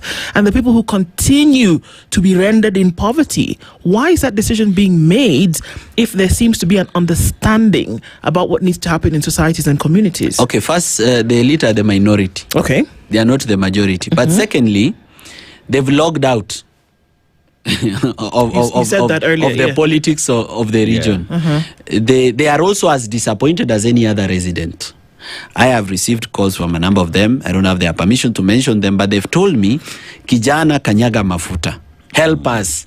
And these are elite, people, like, for example, we have vice chancellors of university. The vice chancellor of Kisii University comes from Borabu. In fact, he's across the fence from my home. The chair or the vice chancellor for, I think, another university, I don't know, the Sijaton or JKUAT, they also come from Borabu. So I have received calls and messages from all these people, and they've been telling me, please, can you help us fix this thing? Why? Because they are also helpless. They are the elite. They understand what should happen. They are highly educated. But the residents are being given money to vote. That means a criminal will become the MP. And when a criminal becomes the MP, you as a resident, the only thing you can do is just stay within the four walls of your compound and try and enjoy the ambience and not bother with what goes on out there. But this time round, I am going to ensure that first, money is not going to influence. Borabu is going to be the constituency where money will not influence who gets elected. I have already said it. I've told my people, and anytime I meet them, I've had almost 9 public forums. Sunday alone, I had 3 public forums. I went to Catholic Church Kebirigo, I went to Nyaramba Catholic Church, then I went to Maranatha Church in Itibo. Every single public function, in the afternoon I met with ECD teachers from the whole Borabu sub-county. Every single public function I go, I have been free and open with them. You see, we have politicians who fear the people. Tuko na wanasiasa ambao wanaogopa wananchi. They don't want to tell the people the truth. They just say, skiza ground. What are people saying? People are saying they want money. Okay, but let's go get money for them. So we have leaders who are following the people. We don't have leaders who are leading the people. I have decided I'm going to be a leader. So when I sit down the people of Borabu, I tell them the truth. I tell them, this is one of the reasons yenye tuko hivi, musifikirie ni viongozi kwanza. Sosi ya viongozi ni sisi. And how do we end up with this kind of leaders? Okoserwa. Inaitwa okoserwa. Mogambi tosere. Tosere ni kakitu. So this 100 and 200 clean new notes that have a CBK, white tape that you keep being given is money that has been stolen from you. Nobody's bringing you their own money. They steal your own money because they've been contractors. Then they give you 200. You go and vote for them. When you vote for them, they have no intention of working for you. The only intention they have is paying back themselves the money they spent on you and stealing more for the next election. So for that reason, the people of Borabu, wawe wa kwanza. Borabu means light. Okay. Borabu means light in Ekegusi language. So since it means the light, this is where the light is supposed to begin from. Borabu, let them be the light, which is Borabu. Let them now help in becoming the first constituency that is going to elect somebody without cash handouts. There you go. Yani si lazima niwapatie pesa. Nyinyi niamini tu niwafanyie kazi. End of the story. Morara Kebaso. He still do the thing. And this actually is interesting because it is applicable across the country. If it can be done in Borabu, it can happen everywhere in Kenya. Asante sana for being here with us this morning. Thank you. Thank you so much. A very good morning. It's 8 a.m.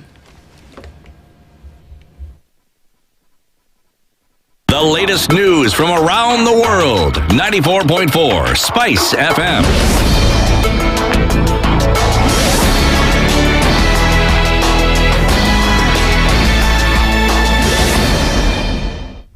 Good morning. This is the news. I'm Sheila Tembor.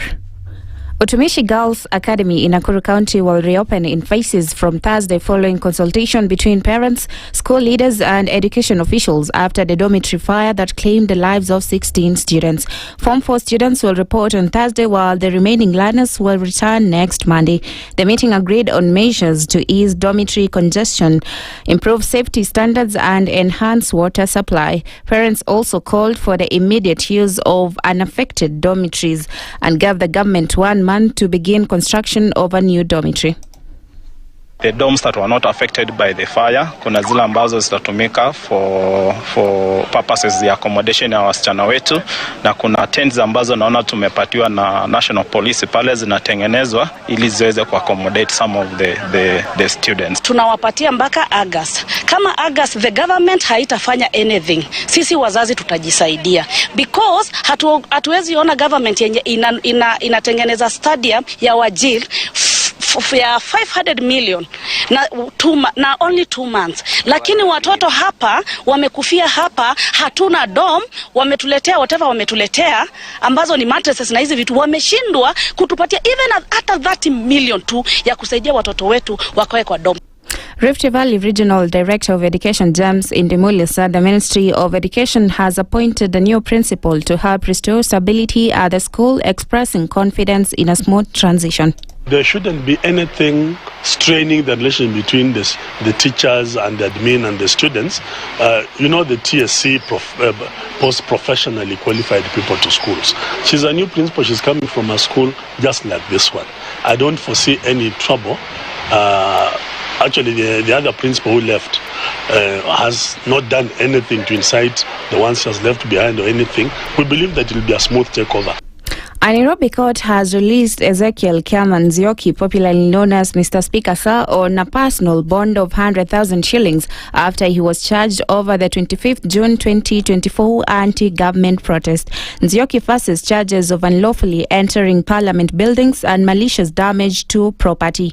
Prosecutors allege he took part in the destruction of Parliamentary Service Commission property valued at more than 41 million shillings.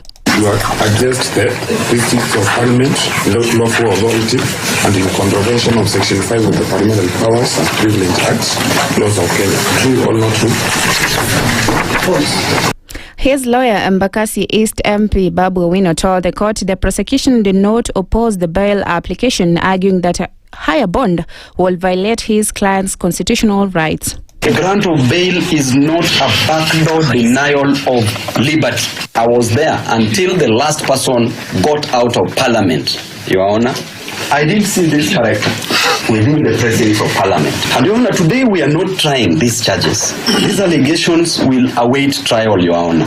When he left, he promised his parents, Your Honor, that he would change their lives. How can he change their lives while he's in prison, Your Honor? In granting bond, the court said the prosecution had not provided evidence to support the alleged value of the damaged property and released Nzioki pending further proceedings. There is no valuation report to justify the amount as quoted in the charge sheet. This can therefore not be a basis for the bail consideration. Nzioki appeared in court days after he was separately charged with obstruction-related offences linked to the 25th June memorial protest. And activists have criticised IPOA for alleged inaction over cases involving police officers linked to civilian killings and abductions. Led by Vocal Africa Director Khalid Hussain and activist Boniface Wangi, they expressed concern over what they describe as a rising trend of enforced disappearances, targeting citizens who speak out on civil rights issues. serikali nasemaje, mtu kama ameiba utaweza ukamshika, lakini kama anatetea haki yake hakuna haja kumshika. Na tujua wengine wako wapi saa hizi. Tunaomba pale penye wako waachiliwe, wakae na familia yao. This responsibility now lies with IPOA, because these are clear excesses of the police service, and the single institution that is required to investigate police excesses is IPOA. And by the way, we have not seen IPOA here to date. So we are even questioning, you know, the what people say return on investment of IPOA. They doing. We have already come to that conclusion that even if death comes or death threats come, or even if threats come, we still keep on fighting. And that's the news. I'm Sheila Tembor.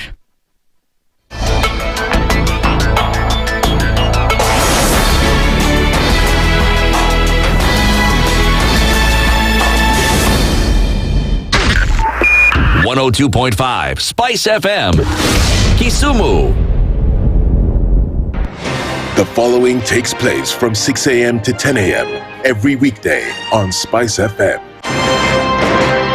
SRC's mandate is constitutional. It's not an advice. It's actually something you must do. Must do. Like now you abandon, of course, the narrative of wheelbarrow, Mutanu, Mama, and all those, that rosy narrative. Your expenditure is 3.3 trillion, and you're collecting only 2.5. Out of that 2.5, you're spending 1.8 trillion to service loans and so forth. That the CDF kit, it's itself a symptom of corruption. This is the Situation Room, the only way to start your day. The following takes place from 6 a.m. to 10 a.m. every weekday on Spice FM.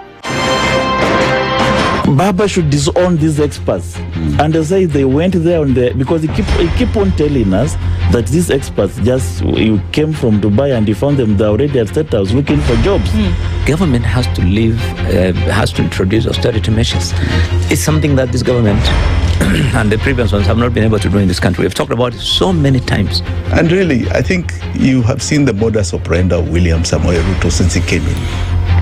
It's just showbiz. This is the Situation Room, the only way to start your day. The following takes place from 6 a.m. to 10 a.m. every weekday on Spice FM. In this country, 6 families and 8,000 Kenyans control 90% of the GDP. We are not a country. We are a plantation. We work for Ruto. When you're telling the judges court orders are papers or they will not obey court orders, they're sitting and you're seeking orders from them. So how are they supposed to interpret it? Isn't it an oxymoron? When you see a judiciary that seems to be under some control somewhere, you start questioning. We have very powerful governors, but they don't use their offices to serve the people. If you are not shameful to do what you are doing, why should we protect you? I'm human. Everybody's human. So when you're told, kuja tuongee, I mean, you'd be a fool to say, stagi kuongea. Conversations have to be had, you know? People in leadership should only go into leadership if they are ready and willing to change the lot of the people. The Situation Room, Kenya's biggest conversation. The following takes place from 6 a.m. to 10 a.m. every weekday on Spice FM. Presidency is fairly interesting in the sense that it will actually take us to a new consciousness. Swali zile watu waulizi na swali muuliza na shangala ni aje kwani huku kunaendaje? 30 billion shillings annually on travel alone in public service. A Kenyan can even demonstrate every single day of his life that Ruto must go. That is the only message of his demonstration. That is his right. That bribe blinds the eyes of the wise and subverts the cause of those who are in the right. This is the Situation Room, the only way to start your day. The following takes place from 6 a.m. to 10 a.m. every weekday on Spice FM. Members of parliament, they go to settle, they just promised they get given tea, mandazi, and 100,000. That's not development. External borrowing 589 billion. Are we on the same page? What did Parliament pass? If anything happened to our president today, God forbid, that man would become president. Na ndio alilenga hizo stories za Shakahola. The real thing is our constitution has only one person who is accountable to us. This is the Situation Room, the only way to start your day.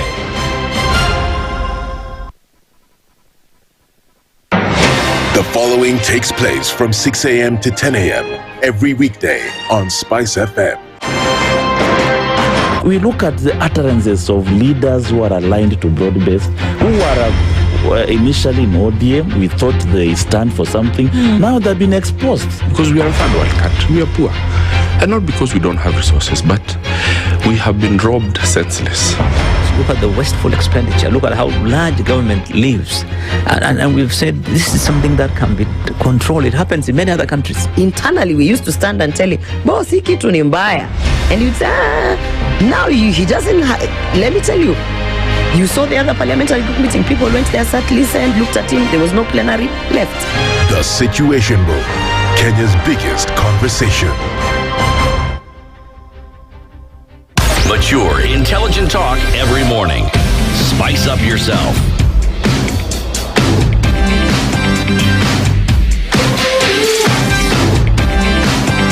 Mornings done right.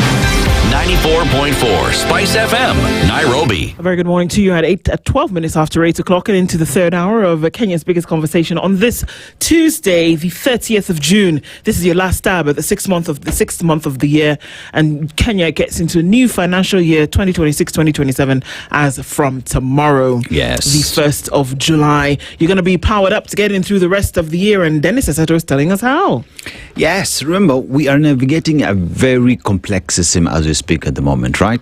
And why that is because over time, the technology in our vehicles have changed. Nowadays, our vehicles are called computers on wheels. I'll keep on belaboring that until it sinks down. Why? Because today you want to go to, say, the constituency that means light, Borabu constituency. You are living in Nairobi, and you have a navigation system. What do you need is to just key in the coordinates, and you find yourself there, right? So you have Google Play, you have Apple Play as well. You just need to connect your phone to your system and you get there. But that system, as we talk about it, demands power. And what power are we talking about? The battery in your vehicle. So talk about chloride oxide that is telling you we are getting in to ensure that you're able to enjoy every other system that comes with your vehicle. Every vehicle needs the best battery and the battery that is suitable for that vehicle. So chloride oxide is telling you two things: that it is engineered for maximum endurance and seamless power delivery to your climate control, navigation, and safety features. Safety features. There's something called cruise control, right? Cruise control is a moment where you get inside your vehicle, you just need to set the speed that you need to go at, and you just remove your leg from your feet from the pedal, and the vehicle takes that instruction and moves. What does it need? Power. There is another one called adaptive cruise control. Okay, here we go. So you can even leave the steering wheel and the vehicle will just steer itself as it goes. What does it need? It needs power. Chloride oxide is telling you we are here to give you that power. And that power also comes with 18 months warranty. So all you need to do, buy the battery and relax and enjoy everything that your vehicle comes in with. Love to hear it. And that's how you need to. And then you'll be telling us where. And we'll figure that out later. Isn't it? Kabisa. All right, get your power on with chloride oxide this morning. And so as we get into our conversation for this hour, we're going to be talking about what actually is happening at the county level when it comes to accountability and when it comes to the resources that have actually been given to essentially the county bosses to really be able to deliver for the people. We're going to be looking into upholding accountability in the counties. And joining us in the studio today, two deputy governors from East and West. Francis Mwangangi is the deputy governor of Machakos County. He joins us this morning. Good morning. Good morning. How are you doing? Very well, and thanks for the invite. Asante Sana, we saw you dancing in. Oh, it's bound to be a good day. Thank you. Ayub Savula is the deputy governor of Kakamega County, also joins us this morning. Good morning. Morning. Karibu Sana DG. Thank you so much. It's been a while. No, I've been here. I was with Mungai almost 2 weeks ago in KTN. Okay. But now you're in the hot seat of the Situation Room. Karibu sana, both of you. As we get into this conversation today, Dennis will welcome you with today's proverb. We'd love to get your interpretation of it. Today we are in a country that is considered to be the kingdom in the sky. Why? Because the entire country is actually highest above the world in terms of it being over 1,000 meters above sea level. We are in Lesotho. The people of Lesotho are called Basotho or Masoto. Singular Masoto. Wakiwa wengi ni Basotho. But let's go to the proverb. A cow is held by its horns, a person by their words. Bwana Savula, how would you interpret it? A cow is held by its horns, and a person by their words. Simply the trust. Well, you have to live by your word, and people have to get trust in what you say, because what you say is what the people see in you. DJ Mogangi, how would you interpret it?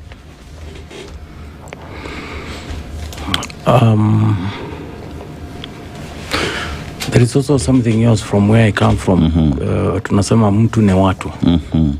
It is the same as what you have just said. If you are held by something, it means there is interdependence between what is holding you and yourself. In this case, it is about relationships. How am I clear? How do we relate? And I think it is one and the same thing. All right. Well said. Well interpreted. Asante. Asante sana both. All right, so as we get into this conversation, of course, we see what would then be a peg for this conversation is that the most recent released reports from the Controller of Budget in terms of what counties are spending, and this is in relation to travel. But then, of course, what it does is that it's a peg for the greater conversation in terms of how counties are actually held accountability, because when you're talking about spending money, we're looking at 15 billion shillings more on shareable revenue that has been signed in by the president yesterday, and so up from the initial 420 billion, that comes to about 436 billion that goes to counties in this new year starting tomorrow.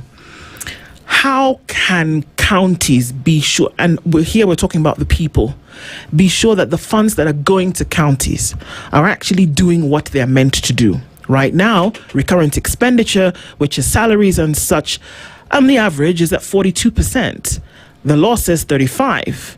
How are we going to make sure that the monies that come are actually going to what they're supposed to be, and that there is no wastage at the seams at the counties? We'll start with you, Bwana Savula. Actually, I want to thank the Senate and National Assembly for agreeing on the distribution of funds between the national government and the county government. There was a mediation, there was a problem at least, but they sorted it out. The president has already assented to the bill, and the money is coming to the county. Secondly, I want to thank President Ruto, because at the end of this financial year, he has submitted all the money that is required to the counties. In Kakamega, we received on Friday 2 billion. That is the money meant for May and June. So we are closing the financial year with all our resources. Fantastic. So what we need to do, actually, we need to adhere to the principle of good budgeting and good expenditure. We have already done our budget, 16.7 billion for the entire county, and we'll ensure that what is itemized in that budget, if it's building a health center, it builds a health center. If it's going towards an ECD, it goes towards an ECD. Then we are also working on a system whereby we'll make sure that 35% of the revenue is actually goes towards development. Because many counties, they do a budget of maybe 40 for development, but they end up spending 20 on development because they have employed massively. So we're trying to reduce the number of employees. When they retire, we don't recruit immediately unless it's on need basis. For Kakamega County, the governor banned the recruitment of new employees until we ensure that we are within that threshold, so that we ensure more money goes to development than paying wages. Yeah. And we have also limited the number of travels outside the country. As of when? This year, I've only traveled out of the country once, because we don't see any need of running or globe-trotting instead of doing development in the county. Yeah. And the governor, I think, has traveled only twice this year. So we have limited. That's why we did not appear on the top 10 list of the counties that spend money on huge sums on travel, because we have limited. We want our money to do development in the county. We improve the living standards of our people. And I can give an example. We are now finishing level 6 hospital. That is the first level 6 hospital in Western Kenya. We have never had level 6 hospital. In the next 6 months, it will be up and running, because we have limited our expenditure on non-development projects. However, DJ Mungai, we look at Machakos County has been listed as one of the counties that had spent a lot, especially when it comes to local travel. And one asked the question, whilst travel, one would say, is there has to be return on investment on what that travel then means to the county. Can Wananchi, residents of Machakos, say we spend, say, 300 million for travel and we see return on investment, say, double the amount because something has come out of that travel? Or are we just spending on travel because we can travel? Well, that's a very good question, and it begs an answer. I'm sure it's a question that millions who are watching are expecting to hear what the thing is. But I want first to make it on record. I've traveled almost 3 or 4 times this year, but not on any public send. And not even an allowance from the county or on my own. Secondly, sometimes when you travel, it depends on what is dictating that you move. That traveling most of the time, I believe, is about maybe attending a training somewhere, an invite somewhere, and I think it has value. In my view, from where I sit. For example, we were doing county health reforms. There was a lot of outcry, and when we were coming in, there was a lot of every corner, and literally the health was literally death. So there was a lot of even internal. Going to see what is this other county, like Njeri, county of Njeri, is doing very well when it comes to issues touching on health. Moranga the same. We had to move, because I'm saying this because I was involved, I was leading it. And today, as I sit here, anybody in Machakos can attest that we have moved from that deathbed to a healthcare that is making even our people not to receive proper health care because of other people coming from neighboring counties, where we are leading. Majority, almost more than half of the hospital beds across Machakos County, whether it's Mavoko, Machakos Town, those beds are occupied by patients from Nairobi. I'm not saying it's bad, but I'm trying to say to emphasize on the improvement that the governor and our administration has managed to put in place. So for me, I'm seeing value for the money. I want to ask the question, when you went to Njeri County, what did you find in Njeri County that Machakos was not doing that you implemented and brought about the change? Why do I ask that? Because if you look at what perhaps the other county has done, could be on policy perspective and directive. And if it's based on policy, shouldn't that just be a phone call away? Well, sometimes you are right. It could be, you can communicate, using technology, using phones and even emails. But I will tell you one thing. Seeing is believing. Seeing how actually something is being implemented from point A through B to C, D is very important. So in terms of policy, yes, we saw and compared with what others are doing. And that is the reason within 3 years, we have managed to change healthcare status in Machakos County. So it is policy, plus also, somehow a human being has to be motivated in one way or the other. How do we do it? Different organizations have different parameters that they apply to ensure the same. Anybody who is motivated goes out of their way to deliver something to the benefit of the public who put us into those positions of leadership. So it's both management-wise, leadership-wise, and policy-wise. Yes. Ayub, what is Kakamega County focusing on that would then put pegs or rise in the development agenda that we speak about? Because when we look at county absorption reports by the Auditor General, we still see that across board, counties are pretty low on the absorption rate for development. Recurrent expenditure, of course, is the big ticket item here, as most of the money being spent. So aside from this level 6 hospital, which started in the term of the predecessor to Barasa, what can we say is being focused on in development for Kakamega County? I'll mention, apart from level 6 hospital, we have level 4 hospital in Butere, which we have completed, and it was officially opened by the president this year. We have also a stall project in Shinyalu that was level 4 hospital, that is Shamahuvu Hospital. We have completed, done and dusted.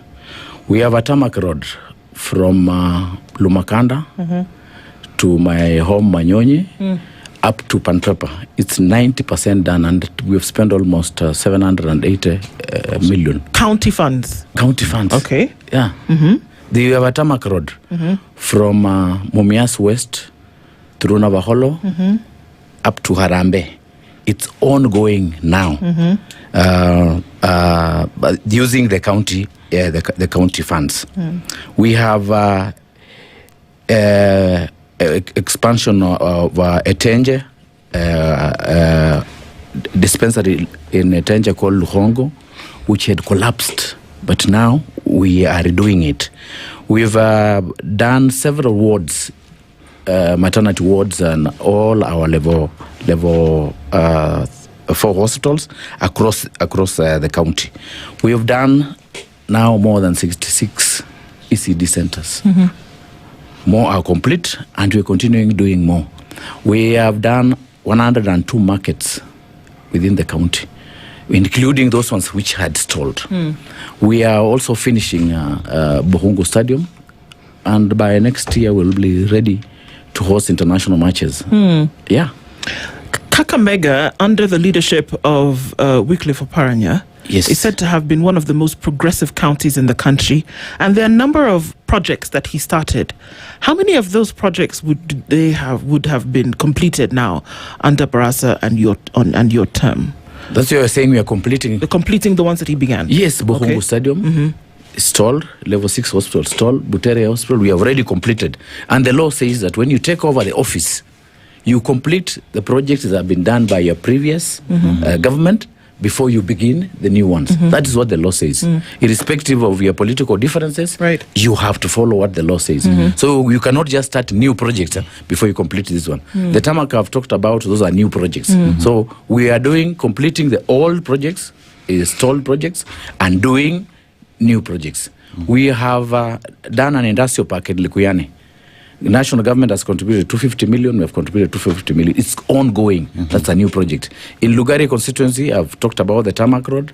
I've talked about several ECDs. We have also done a factory in Lugari constituency, maize milling factory. It's up and running. So those are there on the ground.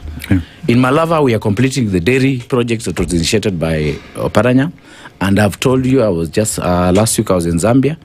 We are looking at the machine in Zambia, the milk plant from Zambia, which we need to import the same specifications so that we install in Malava in the dairy factory, so that we can allow the farmers from there to supply milk to the factory and earn a living from that to supplement their normal production, because they are sugarcane farmers. So on daily basis, they need to get some money. So if we supplement with the dairy production, they will make money from dairy production.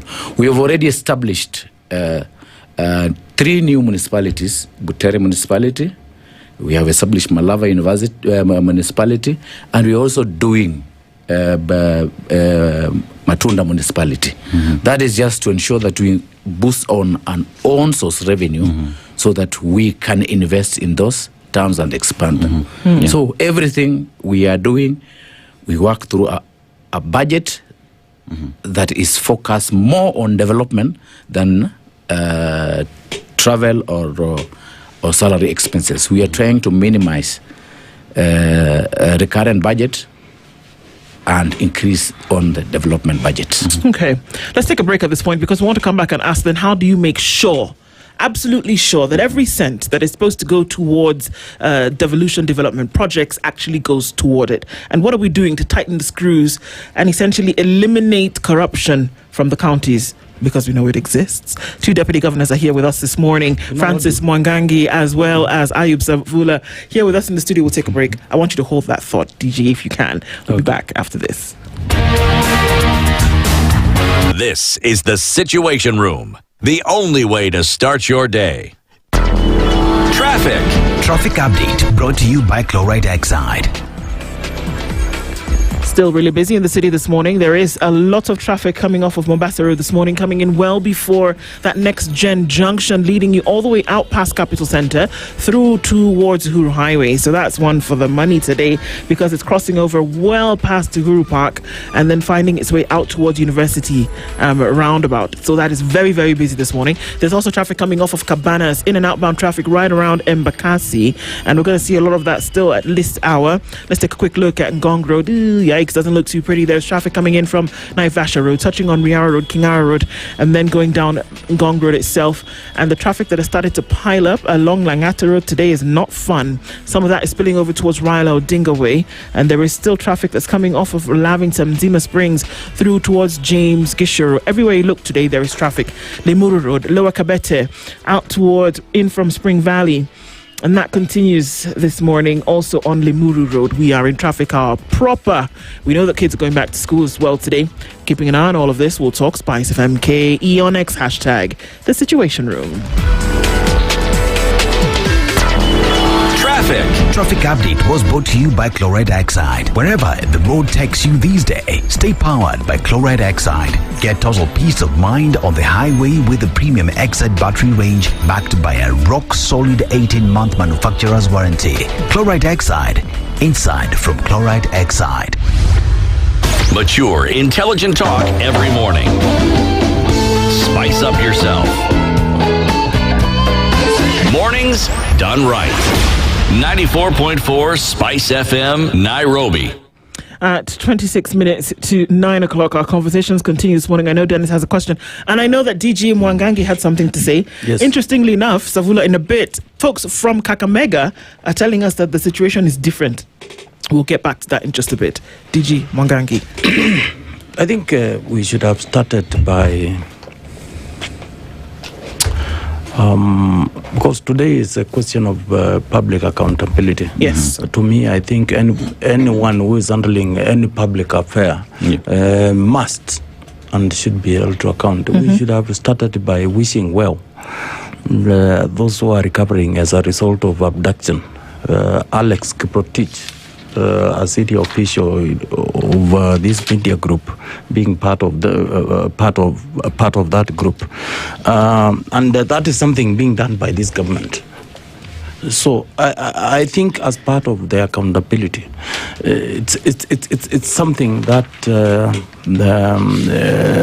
I should take this opportunity, wish them well, and say that is violation of the supreme law of this country should not be allowed to happen in this democratic era, unless we are going back to Idi Amin of Uganda's era, where if you have a different opinion with those in power, whether it's Safura or Mangangi here, you start seeing funny happenings by our security agencies who are supposed to be guarding, not security agencies, actually the bad element within this service. And I think that was part of the promise by this government that once we are in, this will not happen. We are seeing it happening, including now, almost a year to election. I think that is part of the accountability we should be talking about today, not to divert from the counter affairs for us to be held to account. DJ, even as we talk about accountability and some of the promises that were made during the advent of broad-based government and disappearance and police brutality being a promise that would come to an end, let's still focus on, say, Machakos County. Machakos County has been seen to be, it is considered to be the bedroom of Nairobi. Why? Because the city is expanding towards Machakos. You talk about Syokimau, Mavoko, and as you move forward. And many Nairobi dwellers live in those areas. One would then ask the question, what is the coordination between national government and Nairobi as well as Machakos in working together to ensure that resources do extend further into Machakos? That today, Wananchi are saying, we live in Machakos County, but our roads that ought to be done by the county are not being worked on. When it rains, it really pours, and we literally swim. Our houses have been flooded and all that. And this all comes into the funds that have come to the county, should go towards development in fixing drainage in the county, but that is not being seen. What seemingly is the problem as to why we are not seeing these things happen as should? Thank you. Very good question. The coordination. First and foremost, allow me to say this. As per the law, the term used is collaboration between the two levels of government, whichever county Machakos included. Number two is the current central government is determined to kill counties in this country. Today, we know, and I'm not deviating from your question, it is partly what I'm answering. Today, we have agencies that are supposed to have been devolved long time ago and ceased to exist. One is Kenya Urban Roads Authority. Another one is Kenya Rural Roads Authority. All those roads which are being handled by these agencies are supposed to be handled at the county level. Today, those agencies are receiving billions of shillings, almost 3 times what counties are receiving. Look at even the water, because you have also touched on water. We have regional water development agencies. And those agencies, when you look at their allocation, it's once again enormous. Agriculture, the same. It begs a question, why is national government appears like it is competing with counties? For what? That should not be happening. Those agencies should not be operating. I belong to a school of thought, through research and extensive research, that the way to go, the way to develop this country is through devolution. And I thank the third president of this country for establishing devolution in Kenya. We need to support it, and I believe Actually, what should be going to counties, what is currently going to counties should be remaining with the national government, and what is remaining currently with the national government should be going to counties. Now, to answer your question, there is something we have done. For the period we have been there, if you compare the administration that was there before the administration of the current governor came in, they did 6 roads for the entire 10 years. We have managed, as I sit here, we have managed to start to plan, procure, execute, and complete those 6 roads, 2 of them in the area you have talked about.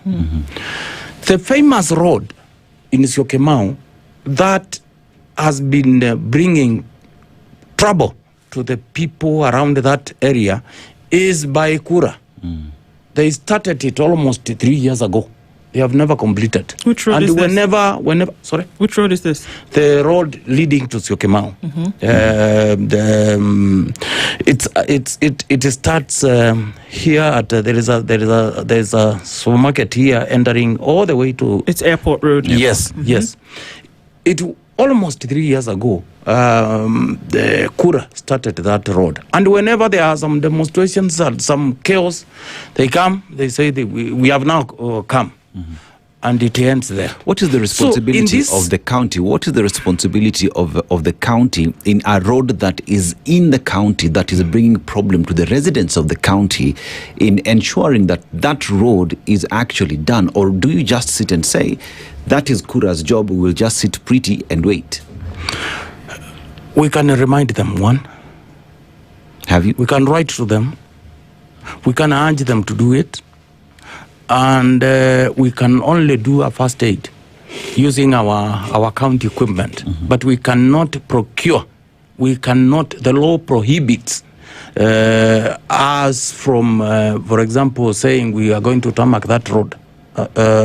So we can only do a first aid. So have you done first aid about Airport Road? Because I'll give you the information about Airport Road. It actually was completed. The road was completed, but not 7 months later. There are craters that have developed in that road. So it was not an all-weather road. It was not done to the state that an airport road, which incidentally borders an international airport, and was not completed to standard. And we can talk about the rumors and what the contractor said about the reason why he did not use fit-to-purpose material to do that road. Neither did he probably use the entire amount of budget that was given to him to use on that road. So today we have the road that has returned to its original state less than 3 years after it was completed. So what has the county government said in terms of first aid to urge Kura to come back on site and actually fix the road? There is something I will tell you freely. It is illegal to do that. What you're asking me to even the first aid? No, you said it. You said first aid. I'm asking. Just a minute.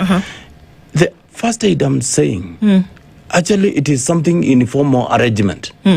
Because if Auditor General comes, if these guys from ESCC comes, the governor there will be in hot soup. Because you are doing a function that does not belong to you, wasting public funds. What the first aid have referred to is whenever there is an outcry, informally we come in and do, but in record we have not done, but we have spent the public money in that particular project. So, by and large, we have to continue urging and pushing, writing to them, asking them to do, and probably doing that in formal way of using our equipment to ensure we do. But now a road that was tarmacked, sincerely, you know, you are putting me into a position which I would say I cannot answer on behalf of the national government. I can only say we did what we can do as a county. Yes. Does this mirror a situation? But then there is a part of the question which Dennis asked and it is not answered. Within the same area, Mavoko, it is true. Machakos County is considered as bedroom of Nairobi. There are 2 level 4s hospitals that have started and are about to be commissioned. One in around Syokimau, where there is this housing project, and there is another one in Athi River, and all of them are nearly completion. What, the road is near to completion? Which roads? The commissioning of the project? I'm talking of the hospitals. Okay. Hospitals. Okay. Level 4 hospitals. Yeah. I'm saying there is one in Athi River and there is another one here in Syokimau, which is nearing completion. Okay. Yes. By county government of Machakos. Yes. Savula, what do you think is the need in terms of accountability? Because that's where we are now. Every now and then, the Public Accounts Committee will sit at the Senate and they will say, well, you have this amount of money, the 2 billion shillings, for example, that you say Kakamega has received as of last Friday. That at the end of it, when we come back and say, well, you were given 2 billion shillings, well, every cent of the 2 billion shillings that has been given to Kakamega, will you be able to go to Kakamega and see on ground that every cent has been spent and that which has not been absorbed is back to the consolidated fund? Yeah. Before I answer the question, I just wanted to assist my colleague here. Ah, okay. Roads are classified. They are county roads, they are Kura roads, they are Kera roads, and they are Kenha roads. Yes. And all roads are provided for in the budget. So if it's a county road, Kera cannot do it. If you do that road, you are allocating double resources on the same road. And at the end of the day, you are wasting public funds. An institution that is supposed to do its work, you leave it to that institution. Don't even bother reminding it. They are supposed to do their work. They're supposed to do their work. So the first aid is not necessary? The first aid is not necessary. Secondly, when members of parliament... The first aid is waste of public funds. So when MCAs, as they're doing now, or would-be MCAs, and members of parliament who want to be MP of Mavoko, for example, come 2027, come and tell the residents of Syokimau that we will fix this road for you if you... They are lying. That member of parliament from that area, that is a national function. You should follow up with Kera or Kura or Kenha. It's not the work of the county government. So when they come and say that we will fix the road for you if you make me governor, it is a lie. A governor cannot say, when you elect me, I'll fix this road. When she knows or he knows very well, this road does not belong to the county. But did you want to ask the question?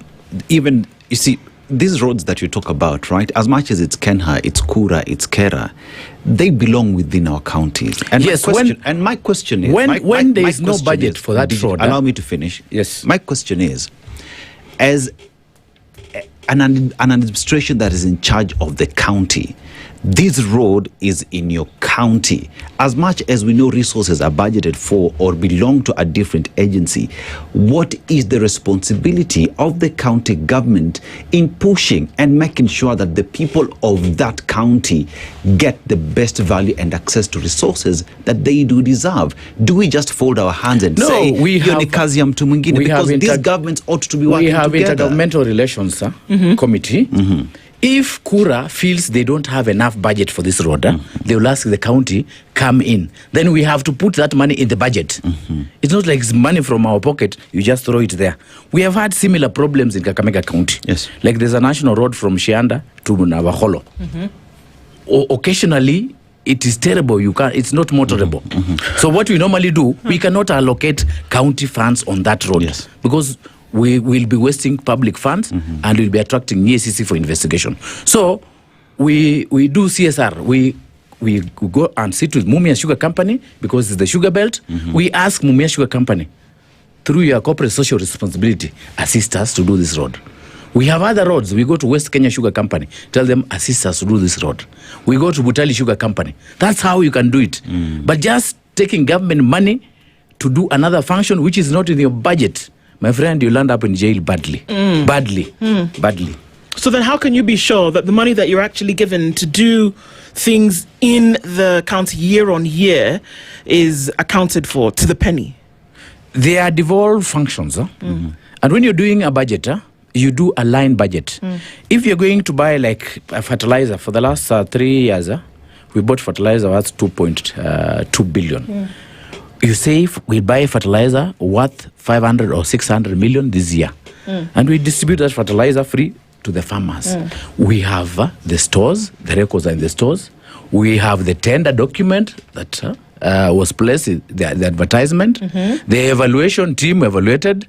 Then it was awarded. Then the fertilizer was supplied. Then we distributed. Accountability is there. Then the Auditor General, at the end of the year, they look at the budget versus what you have done on the ground. If it's a road, like the way you have spoken about the standards, if it's a low volume seal road, like the one you're talking about, because national trunks are high volume seal. The Kera and Kura roads are low volume seal, the standards.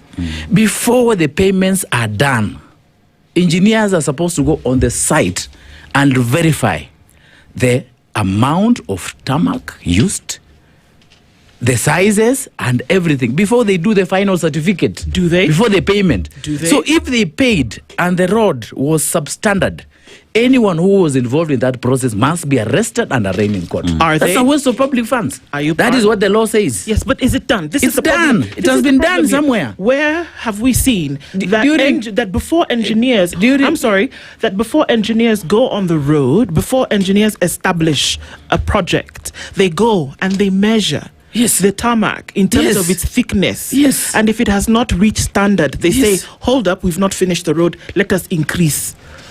Please give us examples of where that has happened. And in the event that it hasn't happened and the road has been done, the prosecution then follows and people are in jail.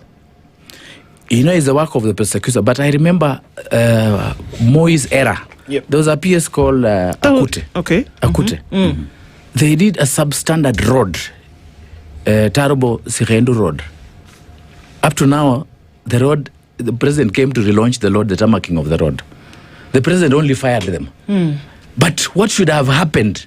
These people should be arraigned in court. So Ayub, it's not happening right It's now. not happening. So we are saying that there's a problem here. Because of corruption. So there we go. Because the contractor. So there we have it. Yes. That then you're unable to answer the question of if 2 billion shillings is given to Kakamega County, and we will not then be able to trace every single cent of the 2 billion shillings because corruption is an issue. Is corruption an issue in Kakamega Corruption County? is not Kakamega. Corruption is all over national and county government. We cannot run away from that fact.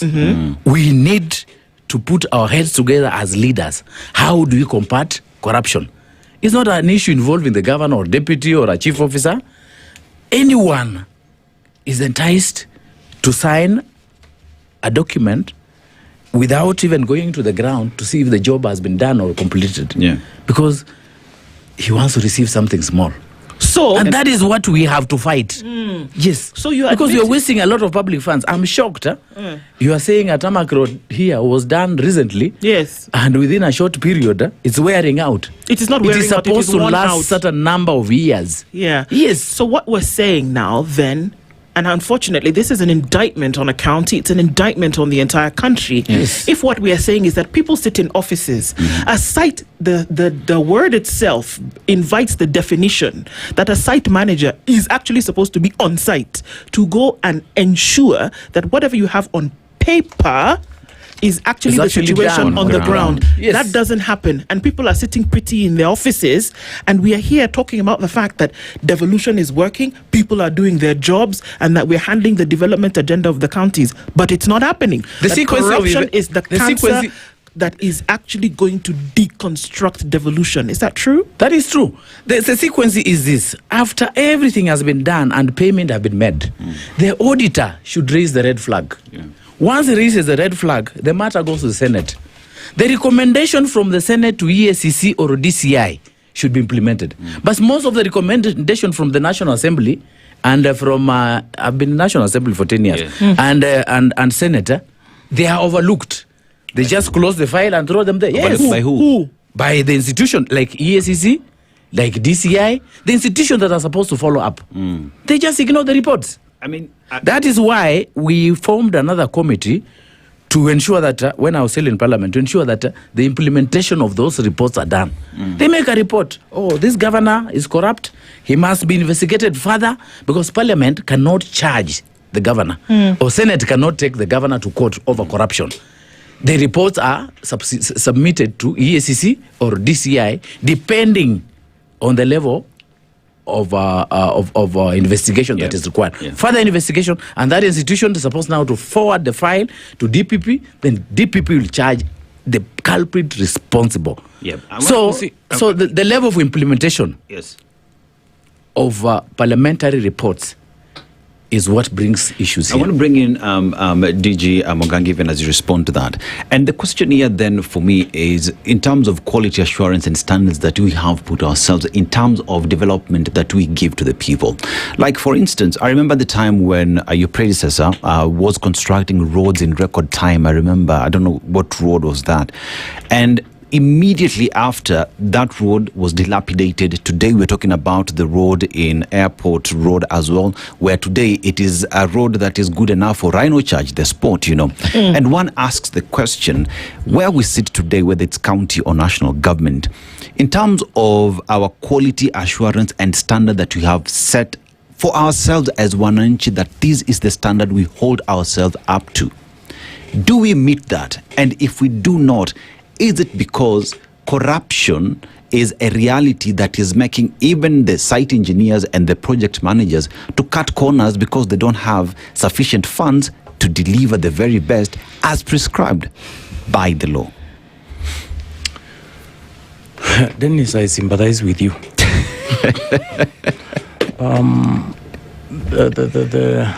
We have a saying from the region I come from, which says, ile nguo umevaa ina resemble mwenyewe.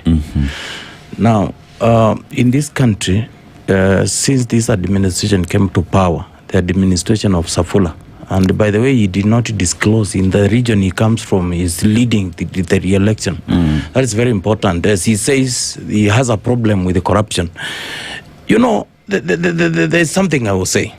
There are two things this administration can, nobody talks about them in the public. And that is where the problem is. Number one, the issue of corruption. Actually, Sifula is the first person from this administration to hear him advocate against corruption. He is the first one, and I've sat with many. We were together in parliament. And the second one is about the issues touching on abduction. When it is a national outcry, nobody from this administration talks about it. Reason, they know they have captured the institutions that are supposed to be dealing with what we are raising there this morning, including what Wood and you are talking about, including what Honorable His Excellency Sifuna is talking, Safula is talking about. Why? He is here talking about them, but at the top, nobody is interested. It is as simple as that. At the top, if today you elect a president who does not condone forced disappearances, it will not happen. It will not happen. If today you elect a president who does not condone corruption, I can tell you it will be minimal. At the top, if you advocate and you are sincere, you don't talk about it in public, and in private you do a different thing, it will not happen. And if it happens, I can tell you, somebody will be in court, and that case will not drag forever. Do you therefore reckon that then, when it comes to development that we see in the counties, and that individuals who've been given funds to work on certain projects, that they are not given the best quality there is because they've had to part with kickbacks, that the quality that ends up on our roads, in our hospitals, in our water supply, is because they have given kickbacks, that they don't have funds to complete the project as envisioned? Personally, I do not have a single case from where I come from, but I've heard of those things. I've heard of those things. But I've heard my boss, not once, not twice. Actually, every public engagement, she tells people, if you engage, you are equally as guilty as the person you are giving. I've seen when she came in, there is a drastic action she took, which reduced some of these things we are talking about, like today, revenue in Machakos. We found almost 230-something accounts and pay bills, but they were collapsed to at least one for health and another one for another general revenue. And that was all. It cured. In Machakos, you pay your whatever you are supposed to pay, even if it's market 50 shillings, you pay it online. You don't interact with cash. That reduced. And you know, from the top, you have somebody who is advocating against some of these things. So why then if you have somebody who is leading at the top, you expect most of the people to follow. And if I try to violate as an officer under Governor Wavinya Ndeti, the public will tell you, we were with the governor here. We heard him say this and you are doing contrary. It hates. That's why I'm saying at national level, we need to see that strong appealing by our national leadership so that as a country we can fall in place. Look at what happened under President Kibaki. I want to ask what's happening today under the current circumstances, because one of the worrying things we did see was that Machakos County, for example, is spending a lot of money on domestic travel. Over 200 million shillings in a year on domestic travel within Kenya. We're not even talking about what happens outside of Kenya. Knocking on 300 million. When you see things like that, does it make sense? Does it make sense that a county is spending upwards of 300 million shillings on domestic travel within Kenya? Does it make sense? That is overall allegation. No.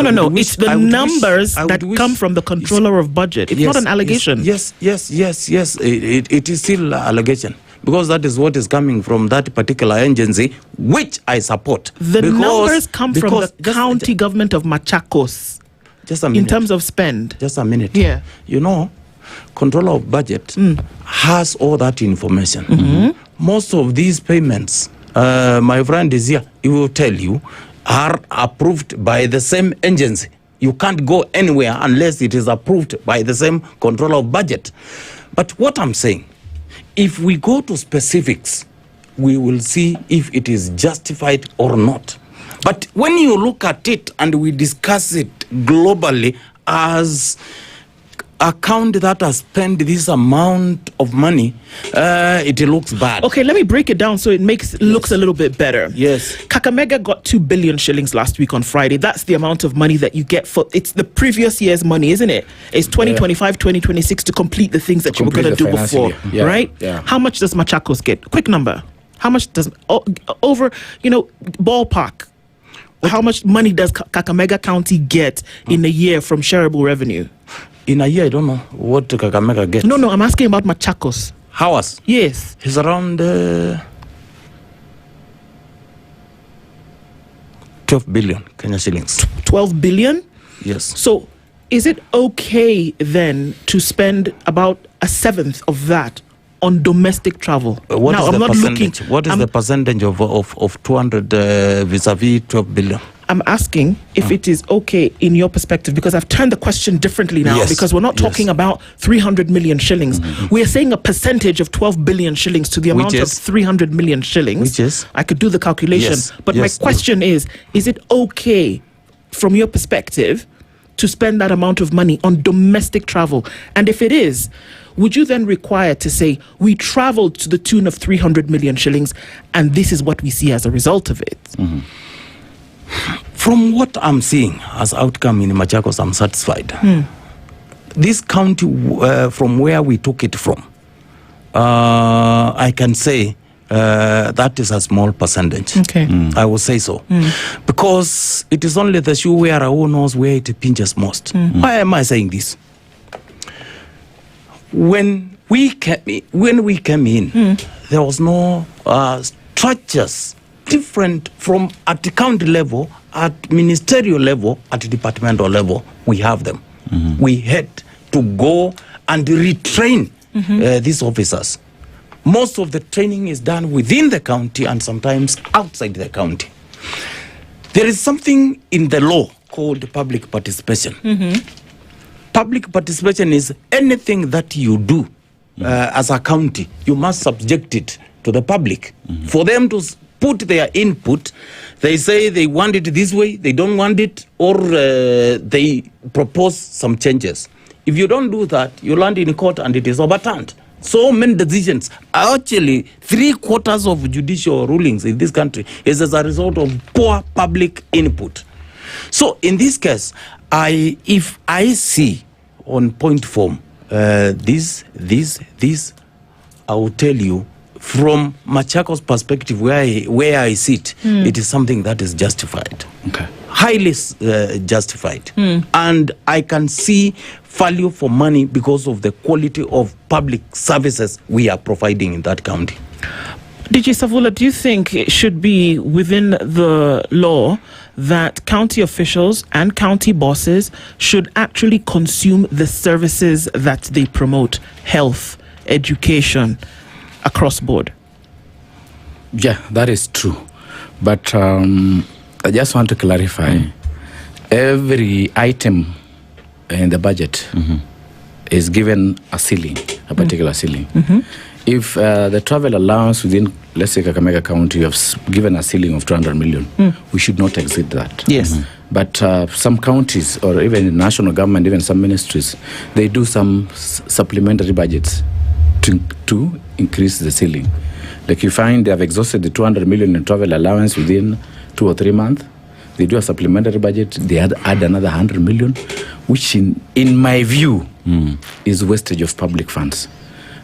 Since I came in as a deputy governor, my first trip was to US, and I was going specifically to sign an MOU between the county government and an investor from the US for establishment of a fertilizer plant in Mumias West, which is going on, and we're going to launch the fertilizer fund.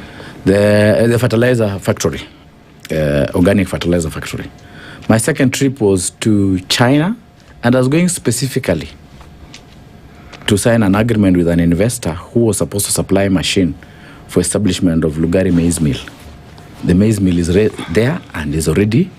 It's operational? It's operational. Okay. So the trip you do internationally or locally must have value for the money.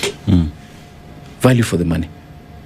But I'm told some counties, even national government officials, have arranged international trip to go to the US for the finals of World Cup soccer. What value is it adding? They're going in the next couple of days. Yeah, they're traveling. Nice. Okay. Yes. Lovely. Which value is it adding? And which money are they using to do that? They're using government money, taxpayers' money. So we now go back to my original question. Yes. That if Kakamega County receives 2 billion shillings, and then we find DG Ayub Savula going to Los Angeles to watch the final of the World Cup, we should have a problem. We should have a problem. That is wastage of public funds. You should watch the match on the TV. But if you have your own resource, you can go. But don't use government resource. Are we seeing...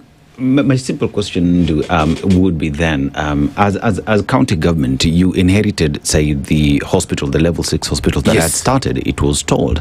And if there was any corruption involved, or there's a reason why it was stalled, are we seeing the county government then of Kakamega County under your leadership following up on what happened in the previous government administration, why that was never achieved?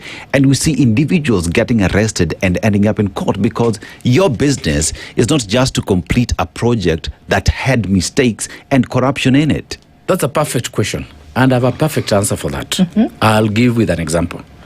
We have Madala Tea Factory that the county government had spent 70 million. But when we went to the site, we've just dug a hole, there's no even toilet, and a small site house.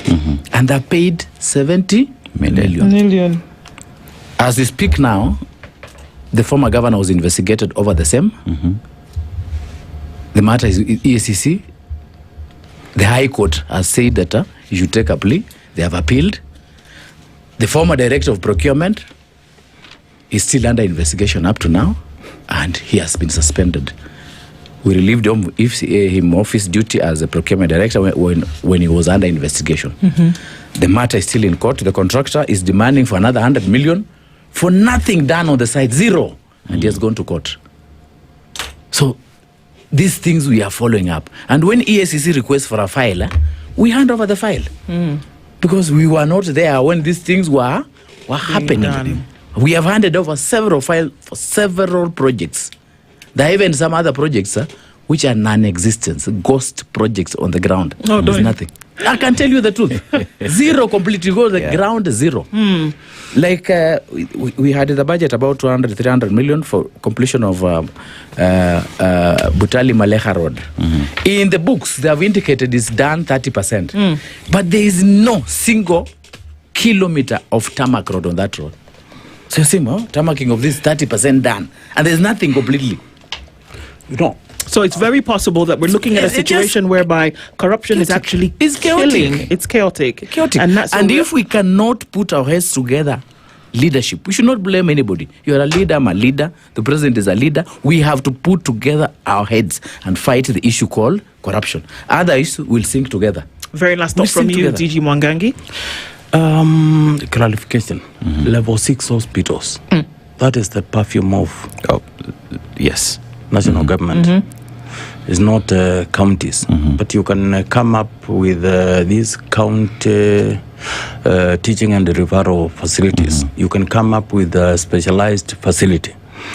I am saying so because she has referred to level 6 somewhere.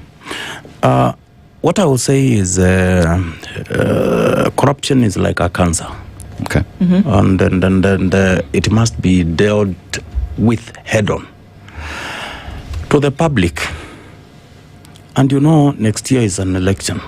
You bring people here who can say anything to tarnish the names of others and try to make themselves look better. Yes.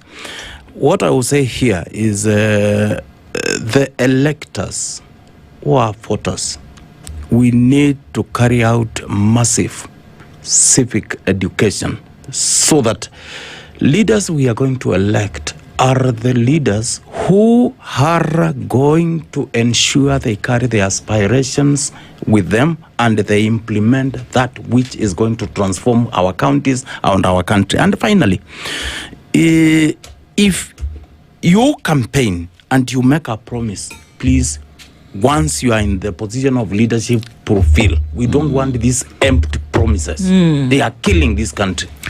He's the DG of Machakos County, Francis Mwangangi, with DG for Kakamega County, Ayub Savula. Thank you very much for joining us this morning. We go away with something that corruption is an issue. If we're not dealing with it, then we have a bigger problem. Thank you both for being with us this morning. Asante Sana. Our conversations continue at 12 minutes past 9. 94.4 Spice FM, Nairobi. Broadcasting worldwide, Spice FM. The following takes place from 6 a.m. to 10 a.m. every weekday on Spice FM. Every time he kept on saying he wants a vibrant opposition. How does it make sense that public money has been used already and then they dare to sell it back to you? Why are they not giving them for free? That's how broken we are. That's how broken we are. They are being sent home now for fees. They're going to fail to prepare. We are compromising the futures of these children. This is the Situation Room, the only way to start your day. The following takes place from 6 a.m. to 10 a.m. every weekday on Spice FM. Members of parliament, they go to settle, they just promised they get given tea, mandazi, and 100,000. That's not development. External borrowing, 589 billion.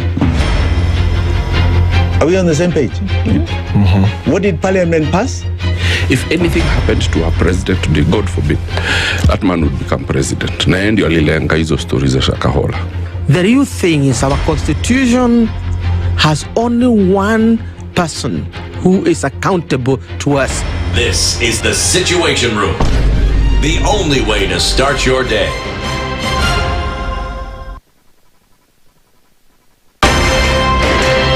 If we just gloss over issues and hope that time heals, then we may find that in generations to come, we might be back at the same situation. And the whole thing is born of stolen elections. Spice. When it comes to the decisions you make, you must be independent. There's no way you can allow one institution to dictate to you how you're going to conduct your operations, how you're going to decide cases. It's a no. When you weaken the institution to the point where they cannot take action, then you realize that politicians have to come up and now start dealing with the issues. That conversation has to die. Our politicians do not like the hard stuff. We must insist on the path of doing things right, whether popular or unpopular. Money changes hands. That is a fact. If you have political goodwill at the highest top, like in Rwanda, then corruption will be an issue of the past. If you don't have political goodwill at the top, we will pass laws, we will amend laws, we will continue passing laws and re-amending laws, and nothing will happen. This is the Situation Room, the only way to start your day. Mature, intelligent talk every morning. Spice up yourself. Mornings done right. 94.4 Spice FM, Nairobi. It's 9:15, and after that last conversation, there's a lot of work to do. The tools need to then actually be, upheld. Boots need to be on the ground because it's been accepted that there is corruption, but we still seem to be playing around with the issue. Councils have a lot of work to do if devolution is going to be upheld. Mambo ni mengi. Where? Na, Masani? Machache. But penye machache si mengi. Ama masaa si mengi. Usikuwa confused because this is where chloride dioxide gets in. Got it. Because you're not going to get confused about the quality of battery that you're getting for your high-end vehicle. Right on. Or your computer on wheels, because it's telling you've been here for over 60 years. That comes with legacy and trust that we will deliver because we've done that. We've moved presidents, we've moved the economy of the country. But they're telling you can easily also do it because we know you're busy, you're pushing the economy, you're struggling to come up with startups here and there. We will come to you by doing what? If you just dial a battery by dialing 0719 080 000, 0719 080 000 is the number you call, and an agent or a stockist around you, around 20 kilometer radius, will come to you, look at your battery, tell you the quality of the battery, the lifespan of that battery, whatever is left. They will take it, install it in your vehicle, all for free. And even later scan that battery to your vehicle, because remember, I've told you it is computer on wheels. That battery must be coded to your vehicle. They're telling you, call us, we will come, we will install it all for free. But the battery as well comes with 18 months warranty. 18. Enjoy all the good things, navigation, adaptive dampers, all the safety measures, and all the comfort in your vehicle. Enjoy it because chloride dioxide is telling you, we got you covered. Fantastic. And that's how we power through it. And getting into this conversation where children went back to school yesterday, are still going back today, and will continue going back tomorrow and through into the week. There are many questions lingering about what has been the situation when we have wondered what will happen when we went into a place where over the last 3 weeks before we closed for the midterm, the number of schools that had unrest in terms of burning was well over 100 around the country. One school, in my opinion, is one school too many. No matter how you try to play down that situation, we're looking at a problem. Dr. Davis Okombo is an educationist. He joins us in the studio this morning to have a conversation around our grade 10 learners, the new challenge, and we'll give insights into that. Very good morning to you. Good morning, and thank you so much. Karibu sana. Good to see you. Thank you for being here. A country that is close to your heart is Lesotho. That's where our proverbs are, and then you can explain. Dennis, there's a story here. That's where our proverbs are from this morning. But yes, I want to know the story. But it is also considered the kingdom in the sky. Why? Because the entire country is at the highest elevation in the world, 1,000 feet above sea level. If you wanted to enjoy snow, you don't need to leave the borders of the continent. Just go to Lesotho and you'll enjoy snow because it's really cold. They have a hat. You'll find that in the it's a national monument, a national symbol because it's in their flag. But they also have the Basotho blanket because it's cold. They must get warm. But the proverb, even as you tell me about the story, a cow is held by its horns, a person by their words. How would you interpret it? Thank you indeed, Dennis and Nduh. And I'm really glad that today's Proverbs is from Lesotho, a country that is really close to my heart, because I led a team of 10 people working in Maseru, at the Heritage House directly next to the High Court. So I have been to Lesotho. I've worked together with the Lesotho Defense Forces to address the challenges of young people in Lesotho. Now back to the Sesotho proverb. Horns basically represent strength, and therefore, for accountability purposes, horns have traditionally been seen as a symbol of strength, and that is why leaders like President Museveni, who is a Banyankole, and with the Ankole cows, they think they're so powerful and they can close down TV stations and so on. And on the other hand, when we talk about men being held by the words that they speak, it all goes back to the accountability that we should be able to walk the talk, the words, the promises that we give. And in today's context, there have been a lot of promises, policy statements in regard to education in our country. And the question is whether the government is really